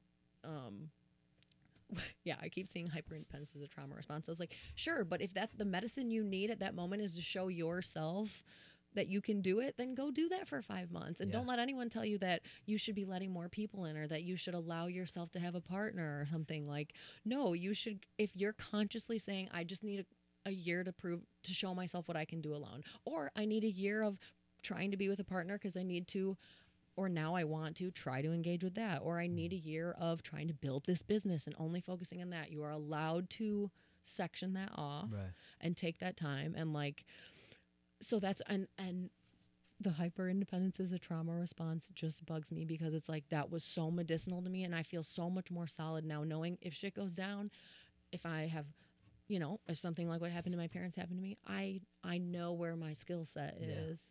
And that doesn't mean that people who haven't gone and made sure they can be hyper independent, like when shit goes down, that they aren't going to be able to take care of themselves. But I think because of my trauma or my past or my childhood, that was the medicine I needed. Was like, okay, now I can relax into accepting people's help or more like collaborative stuff. But before it was like, no, I want to fucking make sure if shit goes down, like I can do that. If the apocalypse happens, I got me. And I kind of feel like that. So, got it. We lost it, but I got it back. That's great. Oh, so fantastic. So many different things. The one thing, okay, that's so good. There's so many different things. All right. First, the thing that you hype me up. So many things. I know. Now we're just stressed. Now we're just zero out. I know we're both going like this because our backs were like, we're in it. Yeah, I know. All right, one first. The thing that I kind of like not chimed up about, but what resonated for me was the now I'm losing it. Hold on. I can revert. Hold on. What is it? What? We were talking about Mars being the pathway. Oh, I remember. Okay, so I am very like the same way as you in social settings, like give a lot. Because you want to. Because I want to, and I know I'm a good positive energy majority of the time. And I like to bring that to people because I know some people are kind of in the routine of life and they aren't expressive. So I am expressive. I've even had one party with my mom and like all of her neighbors or everybody in our neighborhood. And afterwards my mom was like, yeah, Mrs. Whoever was like, you're very animated and talk with your hands. I'm like, I know, I am. That's what I do. I'm a cartoon character. I can't help it. And I realized what made me like click with that was that's why I have to recharge so hard afterwards. So hard. Like I can go out one day of the week and then like 2 weeks I'm good just doing my own thing. Yeah. Hyper independence is a trauma response. I feel that, and many other people that are adopted feel that, Mm. because we've always felt alone. We've always felt like I'm in this by myself. I have to do this by myself. This is me. Like, I can't, like, yes, I have my family and my parents, but I'm just an island and I have to be self-sufficient. Oh yes, I'm so glad I remember that. Yep. Yeah. But I love that too, because I think the same thing. I think when children or people are raised in America or different cultures where they have to outsource electricity or plumbing or anything, you have to rely on other people. And if shit does hit the fan and you're on the grid, what the fuck you gonna do? Yes, like, okay, because growing up with a dad who can do everything, and like I said, one of the things of the van was like collecting some of his skill set, some of his knowledge, Which is or at so least the huge. energy of like, no, let's do this ourselves, was like coming off of 3 years of living in the city where like your property manager comes to fix whatever, also because you pay for that, but like I heard people were like, what is it called, Postmates? No, not Postmates. One of the services, food things. Rabbit something. It's like just chores. Like, Oh. they had someone come, like, I don't know, unclog their drain, and they just needed Drano or something. Which instead of Drano, you can use apple cider vinegar and baking soda, and it rips right through it. Really? So you don't have to bring those toxic chemicals in your Awesome. I think about that a lot. Yeah. So I hooked my mom bought some Drano, and I was like, Apple wait, cider Mom, vinegar let and me get baking you soda. Yeah, I think you can use white vinegar too if that's Let it what you sit got. for a couple hours. I Yeah, have to do and this you'll at hear my it, house. and it'll rip right through, and you don't have to have those chemicals. But anyway, I was like, no judgment on that person, but it's like, I don't want to be doing, like, it's worth it to YouTube it, buy the stuff, even though it might be more expensive than having someone do it, but via buying the stuff, you are also paying for the lesson to learn how to do it. That's why I'm doing all these things. I know how to do audio. I know how to do It's video. crazy. I know how to do graphics. I know how to do Your photography. collection. So then in the future, if I have to be a business owner or whatever, I'm already a business owner. But if I have to outsource things, I can speak the language. I know how I can do it myself. But dude, the other better. piece is it makes you deeply respect people who do just that and are, because I remember in college I took creativity course as part of my like ad degree, and or creative concepts or something, but they talked about like this T-shaped people should be T-shaped people, like if these are all your interests on a spectrum, but like once you get to one notch you have the trunk of the T, and that's like the one thing you go hard in. I like that. And I was like, that's sick, but unfortunately I'm just this, and I like being that. I don't go hard in one thing. Really? I don't. I'm I like go this. yeah, or you could be that shape. Like, but I remember thinking that, and I was like, cool concept, but I think I'm a different shape. Which it would be a fun like get started in your journal exercise. Like, what shape are you? I kind of do that. concept? I think that in my brain. I've never visualized it, but I literally, this is how I describe it to people, because I do so many different things. It's like I have all these campfires around me, and I'm constantly stoking them, so they're all staying warm. You really do that, and they're all like getting bigger. And I thought about this today before I came here. I was like, one day, one of these things is really going to click. One of these things is going to be like, I mean, multiple things could be it. Because like, I think my best thing, the thing that I love to do as well, is the digital collages, because they're so unique and vibrant and like clear.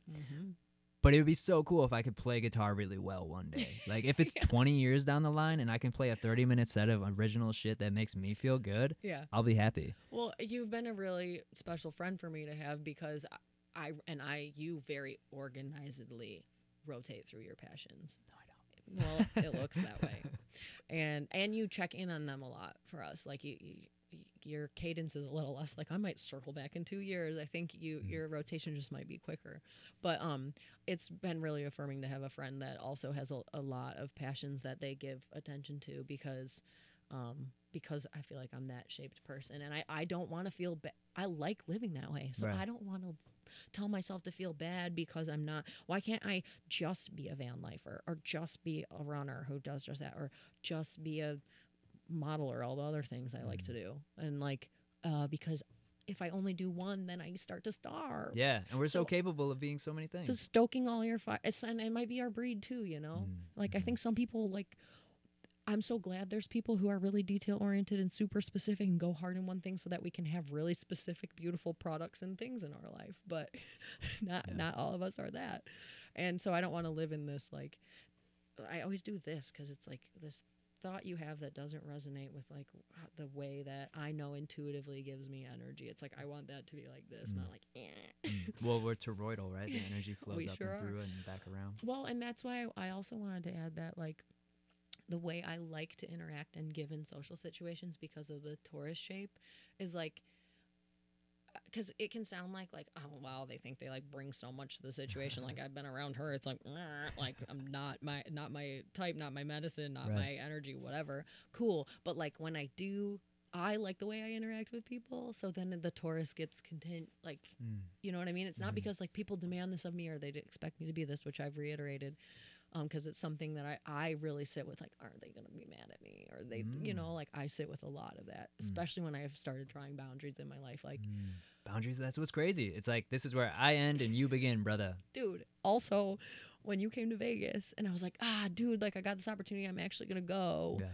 And I was like, well, you came here, like you're a very special friend to me, so I'm like, he's this close, but I knew that you would be like, and I think you even said that, you're like, if you got some, I know you're in your flow, like, for this year or whatever, and so if like, ride that wave, don't feel like you have to. And it was like, that was so nice for me to hear, because it's not like I love you any less, it's like, It's hot. this is the Mars way I might get roll. hurt. You're like, it's hot. I can't stay here. I gotta go. And I was like, you gotta do it. Yeah, like, well, and this girl had asked me to shoot, and that was like a really exciting opportunity for me, and that was the weekend that worked for her, so I'm like, I'm gonna go.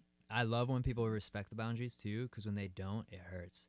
Well, and that's tricky for me. Like, and I have had these clashes with friends where they're like, but like quality time is like, that's what I need. Or like, I want to be seeing you more regularly. And I'm like, this makes sense that we're crashing here because that's what love is / looks like to you. But like my inward journey in Stoke is kind of like my main thing. So that makes sense that type of person, we are going to have that conversation. Like, why aren't you showing up? And I'm like, why aren't you letting me live? I've had that with homies too.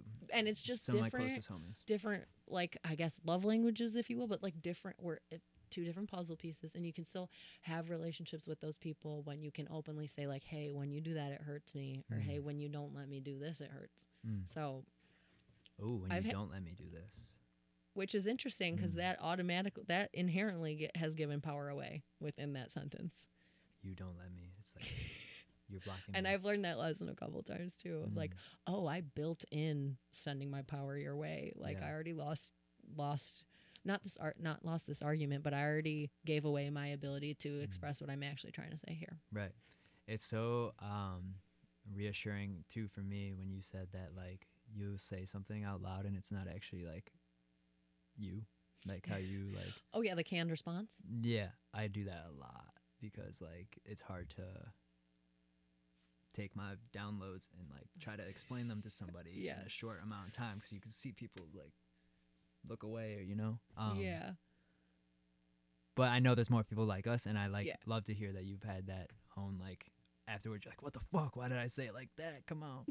Yeah, and it's mine is a little less of like, oh, I fucked that up, and like more of like this yearning that like I'll never do it justice. Like even if I get the perfect vocab words, like I'll never be able to describe how beautiful that actually was for me, or like how excited I actually was in that moment. But that also is just creative fuel too, to like try what's the next version of me trying to reveal this feeling or this thought. I wanted to say that too, with when you were talking about your homies and like how like they want quality time, and like you're like, I'm just trying and to they're be still me. my homies, don't get me wrong. Definitely. Like it's not like I'm like, well, fuck them then. No, these are people I want in my life, so we've had to learn how, hey, this is how I operate, this is how you operate. How are we going to continue in this friendship without continually hurting each other? Right. Oh my god, yes, because and then this I was like, happened. did I just go up 10 levels with this friend? Because dang, girl, when they can respect that, it's beautiful. But it's cool, and it's with grace to be able to tell a homie, like, I am changing, like I am becoming a different person. I'm still who I am when we were hanging out all the time, and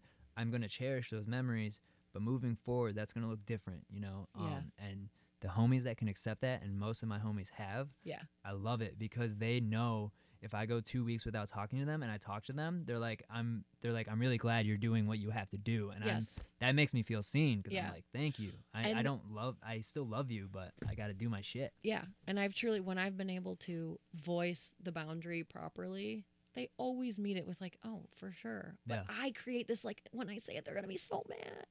It's like, no, they're not. And if they are, like the friends that I have had the conversation with, like, dude, like, come on, I really want to see you, or Right. wait, you've canceled a lot, and I'm like, Mhm. I'm living my flow state year, but but then I'm like, also, yes, I love you, and these are very important years. It's like, I want to find ways to show up a little better in those friendships, because those are not and if everyone was just like me, then that would first of all be boring, and second of all, I would probably get really annoyed with everyone. But yeah, whenever I get the confidence to truthfully voice the boundary I need, it's like they receive it so nicely. I'm like, Kylie, all you had to do was voice it We have properly. voices. They're so powerful. That's what rapping has taught me. We have these voices, and their words cast spells, and all of it's magic and it's alchemy. Oof. So powerful. I It's love like, it. if they really love you, they're not going to be mad. And if they really love you, they might be like, fuck you, I really want to see you, but it's because I love you, so I still love you. Right, right. Oh, so many bars. But the other thing, I keep having these like confessions, or like we'll get on a topic, and then I'm like, oh my gosh, I have an unpopular opinion, if you will. One of those was, oh, fuck, I'm gonna lose it. Come back. Come on. When we keep losing it, I think it means the spirit's very present and keeps taking bathroom breaks. And then it comes back, and it's like, okay, here you were. You were talking about, what was your last topic? Friends, homies, respecting boundaries, Yes. becoming new people. Oh, growing and evolving. Growing and Okay, evolving. so like the idea that like I'm growing into who, or like I'm becoming me, makes my skin crawl. Mm. I'm like, I think we're all born perfect. And this is just like an exercise in allowing that person to exist, come out.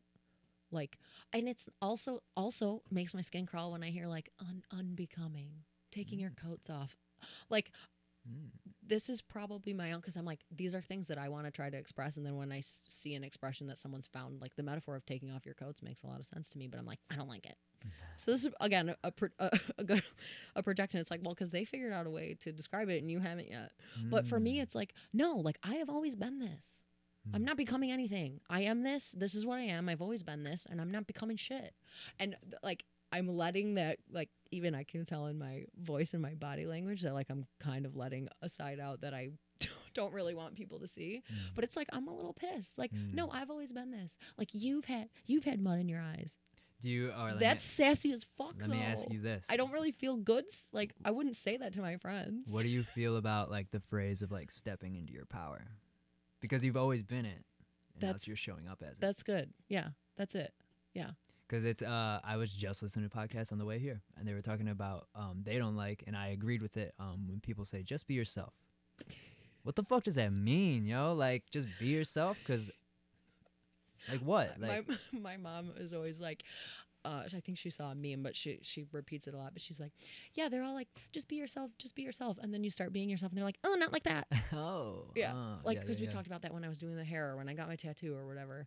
And she's like, Kylie, of course, like, I'm gonna let you. I'm not gonna tell you to be yourself, and then tell you not like that, like not with conditions. Like, oh fuck yeah, you're right, Mom. That's awesome. Cool, but that's so true. That's so true, and I like stepping into your power. Another word that came is like claiming. Like, it's similar to like not claiming your power necessarily, but just like claiming stuff. Like, I like reclaiming. Yeah, yeah. Or like claiming, or conviction is just like, yeah, this is the shit I like. This is the way I operate. I've tested it. Like, maybe the van was that test for me. I've pressure tested that this is the way I like to live, and confirmed. So now it's like, I can say these things with convictions. I claim that I like these things. I claim that I don't like these things. Sure, those are allowed to change, but like, maybe this is a reflection of my own resistance to like letting myself evolve by being like, no, I've always been this. I hope you can see that I'm like playing in the thought to describe it. Like, I wouldn't necessarily want to show someone the like, no, like, I've always been this. Yeah, but that's my personal thing of like, you've seen me wrong. And then I get mad at me again, because apparently I'm presenting myself wrong, because you're not seeing me right. So you can see some of my spirals, some of my personal battles. I think it's so healthy, though, that you can recognize your triggers, because I've been able only to do that the past probably 4 or 5 years, to really like sit there and then feel something come up in me, and then I'm like, what's happening right now? Then I identify that emotion, and then so later on when that comes back up, I've already made friends with it, or I've been able, like, I felt that Right. before. How did I react last time? So I Right. don't react like that again. Mhm. That's just been shadow work I've done. I've had to, like, journal it so I can, like, get it out and visualize and think and release. But it's so healthy to do that because some people don't do that. Yeah. And definitely like sitting with, okay, when I react a certain way and then I'm like, oh, I did not like how that reaction felt in my body and I'm not proud of that reaction. And when I think about like, oh, if I saw a chick and I was like, oh, that girl is such a badass, I want to be her when I grow up. Well, I don't know that person. What would she act like? And then I just go act like her. Yeah. I'm like, she wakes up in the morning and she goes for a run. And I'm like, I want to be that. David I see those Goggins. chicks. I'm like, they're so sick. You know, I want to be that. So I just let myself go be that. It's pretty simple. So sick. Like I've heard, you know, like the people you envy are just like like aspects of yourself. Yeah. You're allowed to go be that. Yeah. And that's where it's tricky because it's like if you envy their Range Rover, that's a problem. Yeah. But if you envy their charisma, then go be charismatic. You ever come across a guy, he's kind of controversial, Jordan Peterson? Oh yeah. He has actually kind of been some type of like a father figure to me through his teachings. And he talks about that. He's like, those people you envy or look up to, that exists all in you already right now. It's just a matter of like creating those neural pathways in your own mind and like actions to become that. And I've noticed that with myself. I would do that at festivals. I would see dudes with like the coolest fashion. I'm like, that guy's got so much swag. Yeah, like, dude, you're how allowed does to he shop do around that? and Yeah, like what's going determine on? what you like. And I've noticed different archetypes I've like leaned in towards or people, and I'm like, what the fuck? And I've kind of like adopted all these different things, or I realize I'm a collage of like all my homies sometimes. Same. Like I'll say things or laugh like a homie. Oh, of the homies. Yeah, and I'm like, oh my okay. god, I'm Stefan. Oh my god, I'm this guy. I'm that guy. Well, it's Stefan. I'm like Stefan. I don't see you much anymore, but I love you, dude. It's awesome. Damn, I'm loving all these tangents. I love it. It's crazy. Yeah, for sure. I always, for me too, I always feel like I'm such like a little juxtaposition, like people in my life when I was doing the van, I would tell them like, oh, I was at a tried out, and they're like, you're in a sorority, like sorority girls don't act like that. I'm like, no, we all act differently because we're all different Right. girls, we're all different humans, women. Right. Like everyone who does anything is still a multi-dimensional person. I'm like, it's so crazy to even say like, oh, you really? It's like sorority? yeah, anyone, anything, cool. It's like the juxtaposition is like part of my deal.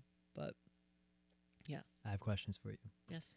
And you've listened to podcasts in the past. I don't know if all the way through, but I have like, would you rather questions, and I kind of made them specifically for you because, like I said, I haven't done a podcast legitimately, and like legitimately and literally in like 4 months. So these are like fresh, like new things. Mm-hmm. Are you ready for this? I'm so excited. Oh, I got down to the honey in my tea now too. Delicioso. I need that sugar. If you could curate a dinner with your younger self and your older self, what ages would you ask to come attend, and what's on the menu? Okay, for sure. I would ask 7-year-old Kiley and 84-year-old Kiley. Okay. And this is actually a living mantra for me as well, is do things that would make your younger self and your older self proud, which is good for the beginning and ending points. So that's a mantra I do revisit. When I'm like trying to make a decision, it's like, well, how would grandma Kiley think of this? And what would younger Kiley think of this? And then when I reflect on those, I'm like, decision is clear. Yeah, I do the same. Yeah. Okay. We would be at my cabin, all three of us, and we would have the grill out. Actually, no, not even the grill. I don't even want to fire up the grill. We're just going to make a fire in the fire pit.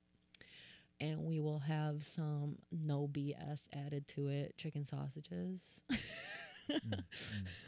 A nice clean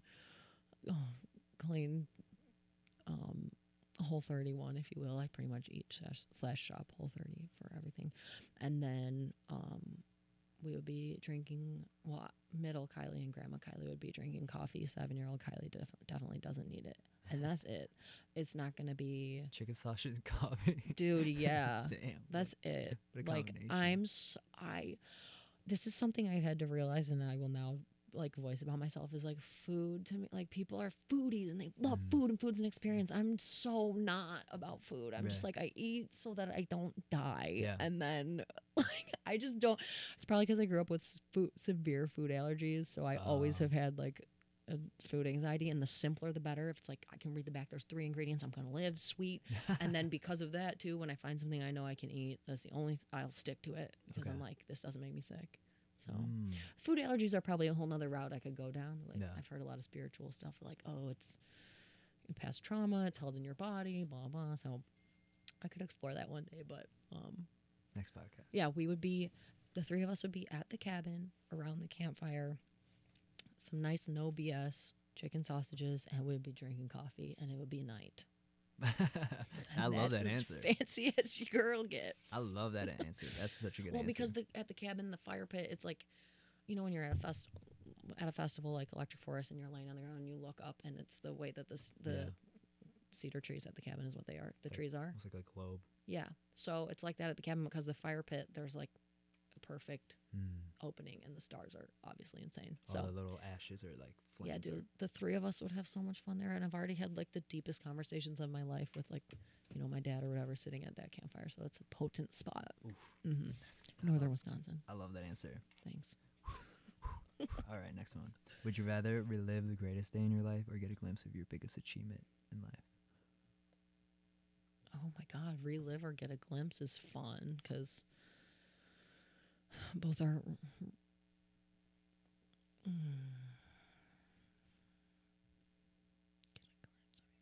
I guess relive my best day. I don't want a glimpse of my biggest achievement because for me it's like it's the rotation. It's like which one is it gonna be, or like how are they gonna pick which one is the big one? They aliens, God, yourself as your higher self. Would you rather your life be turned into a book or a movie? A book. Okay, bars. All right, cool. Would you rather be able to whisper or shout the rest of your life? Whisper. I love those ASMRs. I've been listening to those. I've been practicing my finger tapping, and I've been falling asleep to them. Oh, I love that shit. Muy bien. Also, Okay. I'm loud as it is, so it would be nice to be permanently quiet. Save those vocal cords. And that's not a wish. No, you got wood now. Very good. Dope. All right. That's not a wish. I put a protection spell on what I just said. Nice. This one ain't original, but it makes me laugh. I can't wait. Laugh every time you sneeze or cry every time you fart. I mean, laugh every time I sneeze, dude. The more I can laugh, the better. Yeah. Even if it's a very even if I'm at the ballet and I have to sneeze and I have to crack up at the ballet or a funeral, so what's gonna happen? That's funny. Oh my, crying every time you fart would be sad. It would be hilarious. Whoever picks that one is funny because that's hilarious. All right, I have other questions that aren't would you rather. Has anyone picked that one? That's my first time asking it. That's so good. I kind of asked you all the questions that I made myself, and you answered all the questions about the van. And I also, some of the tangents I wanted to get into, like the confessions, like the couple things that I was like, ugh, like I wanted to say on record that like, also the true thing about like, I never really felt that unsafe, but that comes with the disclaimer of it doesn't mean I was being irresponsible. Yeah. You prepared for that. And it doesn't mean ignore signs, and it doesn't mean push it. Yeah. So, but I just think it's important for people to hear that it doesn't have to be an unsafe experience. And it was so rewarding for me. And I don't want people to be deterred from trying that or anything else. Like my grandma was so nervous for me to do this. I was like, Grandma, I guarantee you it was more dangerous for me living in the city. Like, right. Why did you feel better when I was there? Right. Was there self-service? So, you know, wow. My grandma texted me like every other day, stay vigilant, come home. Stay vigilant like you're a superhero. You're yes, Batman that's how she signs her emails too. Stay vigilant. Not love you, Grandma. Stay vigilant. Best wishes, Grandma. Stay vigilant. I like that. Yes, ma'am. So, you know, between Mom and Dad's support and then Grandma's careful, watchful eye, I've got a good balance. You got some elders. Take care of myself. Well, you shared your story. You answered the would you rathers. Now it's time to set some intentions. If you would like, set some goals, or maybe you're not an artist or somebody, but I've always told people if people wanted to reach out to you with collaborations or ideas or something, like what are you open to receiving from other people, and what do you envision's next for you? Nice. Okay. Amazing. Well, this is a cool full circle moment because while I hadn't really connected that you were a piece of that, like I had in the past couple years more and more been like, dude, I really admittedly like to hear myself talk. And when I would be driving, I'd either be freestyle rapping or talking to myself about topics that would almost download in real time be coming out. Right. And I'd just talk to Mars or talk to the road. And I'm like, dude, I can talk for so long. So I really was like, it would be really sweet. That's what I was thinking of the Passenger podcast. I'm like, maybe I should start one because I want to be using my voice, speaking more, talking openly and freely. And so podcast was in a lot of my journal bullet points. So thank you for making my first one happen. Hell yeah. Doesn't surprise me that you were the one who catalyzed it, and honored to be part of your project as well. I'm glad we could make it happen. Yeah. So I guess one of my intentions would be if these conversations proliferate and anyone else hears this and they're like, oh, I like to talk about these topics and I fit into those topics, I would love to talk about coming on the show. Nice. So I'm open to receiving invitations to more long form conversations. I am open to receiving love and support. Please don't send any worry my way. I promise I will use my emotional roadside toolkit to get out of anything. And my intentions coming up are I am ready to be planted. It's cool to live this way, but it's a lot of fleeting experiences, which it's good practice in moving on, letting things go, moving quickly, but it's a very exhausting way to live. It was recharging my batteries for a while, and then I started to get quite tired. Yeah. It's a lot of moving, it's a lot of coordinating, constantly thinking 6 steps ahead, you know. So I am ready to be planted. And so my intention is to let myself do that. Like just let myself pull my shoulders down, enjoy being in a place, you know, form solid relationships. I did not really dip at all into like the van life community. And it's partly because my experience became the creative studio and this very inward journey that I was loving. So I didn't really like do the like meetups, and when people were like, you should, hey, what's up? Talk to them at the campfire and then meet us tomorrow for the hot springs. I didn't engage with any of that. In fact, I'd be like, I gotta get out of here now. Yeah. I don't want to make friends. Going back to myself. And I was like, I'm fine with that. I don't want, I thought it might be like making friends and stuff, but I was like, I really don't want that right now. And so now I did that. I'm ready to like build more friendships, invest in relationships, and settle into a place and let myself do that. And being on the road really helps you see that like your happiness still like is like ebbs and flows. Right. Like I thought it would be come out here and be happy all the time, and it's like the lows were honestly lower. Another thing I did want to say, which is reason for my intention to let myself settle in somewhere, which is going to be Vegas, is because with the hyper independence experiment that I was doing, I was really on this like, wow, I think like my whole life is like a solo mission, which technically all of ours are, right? But I was like, I think I'm just really like an interesting weird bird, and I'm just going to do my solo thing, and I'll just write books and make movies and just be like a crazed solo artist. No one really knows her. Right. And okay, so that was like kind of my thought going into it, and that also probably must stem from like no one's ever going to understand the complexity of me that I've touched on so many times, which is clear to me that that's like just a thing that I deal with. But I would get to these amazing experiences, like so proud. I built the whole fucking van and I got out to these amazing places, and I like even was proud of myself for like I was paying for so little. Like all the sites were free. I was doing my research. I was coming upon these beautiful places. I was in my flow state. I was in the synchronicity and serendipitous stuff. And then I would get to like a beautiful sunset with Mars and be sitting there, and it was gorgeous. And I was like at the perimeter of what I feel. And I had journaled all day and drank my coffee and had my simple food. And I just loved everything. And at the end of the day, I would realize I'm at the perimeter of my ideal experience alone. And I'm like, this is sick. But I kind of like, I have this vision in my head of like me walking up to like a metaphorical ledge of like my experience of doing stuff alone and looking over and being like, okay, sick. I'm really glad we got this view. Now let's go back and have some Right. solid relationships and Right. stay in them. So I like this like perimeter thing because I was so curious. I was like, I need to get there. And as I said before, that's the medicine I needed at the time, was to crawl to the edge, look over, because I thought there would be maybe, I don't know, heaven on the other side. What did I think? Right. Was it going to be my reward for doing everything alone, climbing the mountain alone? And then it's like, oh, okay, I can climb the mountain alone, but like, Shared experiences. let's go back and like talk about it and do stuff. So that feels like a good conclusion to this conversation. Yeah. I feel that when I used to go to a lot of music festivals by myself. Same. And I just can't remember many of the memories because I mean I stayed sober at most festivals, but Especially when I was alone. Yeah.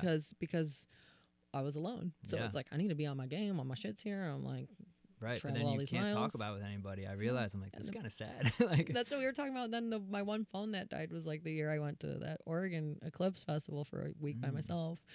And I was like, the phone's gone. I was alone the whole time. Like, no one's going to believe these things I did. And it's like, nope, those things are in me and that's fine. And I know what it's like to do things alone and it's sick. And I thoroughly enjoy my presence, but it's like, okay, let's interface. Yeah, it's better to have people that share that memory. Yeah. Because I have friends that will like be like, remember when we did this? I'm like, oh my God, we did do that. Yeah. Wow, that's awesome. And Yeah. I cherish that too. Yeah. Wow. That being said, I still will operate on my interactions after a good solo recharge always. It just doesn't always have to be a year in a van alone. Yeah, I feel that for sure. Yeah. Wow. Is there anything else that you? This is your space. This is the final night in the van. I did kind of want to say on record too. So, someone's coming to buy the van tomorrow.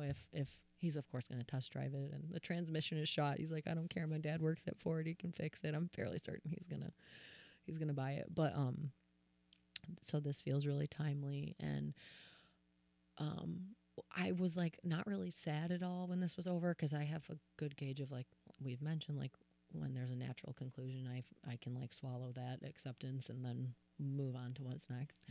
And but I'm really excited for someone to have this van next. And I was telling him because he was like he was talking about taking it out for van life, and then so we were kind of getting a little bit like heady with it, if you will. And I was like telling him I was happy he found it. I know what it's like to look for the perfect listing, and then when it goes up, and I didn't tell him this, but like on the all the infrastructural woodwork in here, like all the lumber on the before I brought anything in the van, on the opposite sides of everything I wrote like poems and prayers and sometimes jokes.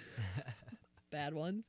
But I actually did see a woman on YouTube doing that when she and her husband were building their van, and I was just like, I have to do that. And that was so fun for me and I was building fast too, so it forced me to slow down, get my Sharpie. I love writing with the pen, and I wrote prayers and wishes and poems and jokes on the inside of the van. And I really feel like a lot of the stuff I wrote I came upon out in my travels, and then I would kind of like remember that. Or when you ask like what are some of the things that I may have done that, oh, I forget what the question was, but something about like the tools or the mantras that you would use. Sometimes I remember like, oh, I wrote this reveals a little bit about my witchery, but I'm like, oh, I wrote protection spells into this van. Nice. Spells.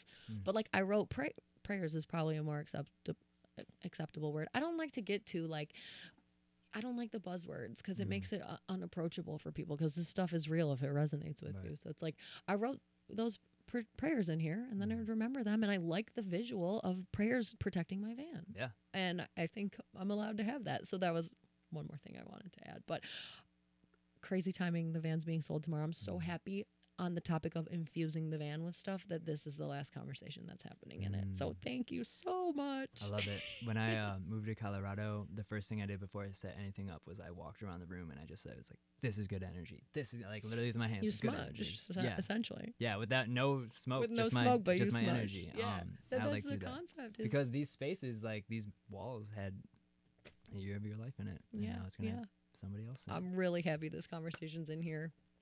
And I hope that Kate likes it and buys it tomorrow. If not, the next person in line gets it because they lined up on Facebook Marketplace. This thing metaphorically flew off the shelf. Flying off shelves, flying off cliffs. And now it's just going to be vibing even harder, if you will. Damn. Ooh. Will you stay in buzzing. contact with him so you can see how the van lives? He's already like, my girlfriend was like checking out your profile. I feel like we'd be great friends. I was like, dude, we already have so much we can talk about just with the sheer inclination of the van life thing. Right. Damn. Oh my God. I'm so excited for you. And wow. I'm so glad I can do this too. Because I know you're a very powerful person in your world of people. You want to show your sketches. Oh, I forgot about that. Yeah. So since I'm selling the van tomorrow, I was going through clearing a bunch of stuff out of here and getting the title and the paperwork ready. And I wanted to show John, but we thought maybe we could show. But I had like literally sketched out like this my original. We'll call them the original blueprints of the van. Look at this. I guess I didn't do this one. Oh wait, no, it's on the other side. Oh, there you go. Oh, I This didn't was see another that side. potential layout. This was really important to me too, because I'll look back at my sketches sometimes, even like sketches I would draw like a woman, and I'm like, a couple years later, I'm like, I look like that sketch now. Yeah. Oh, like yeah, all whether the my time. hair changed a certain way, or I'm like, because you're subconsciously priming yourself for time. that vision. Oh So my that's God. why vision boards work, and sketching it's very important. My favorite part is the measurements. Like I was gonna measure anything.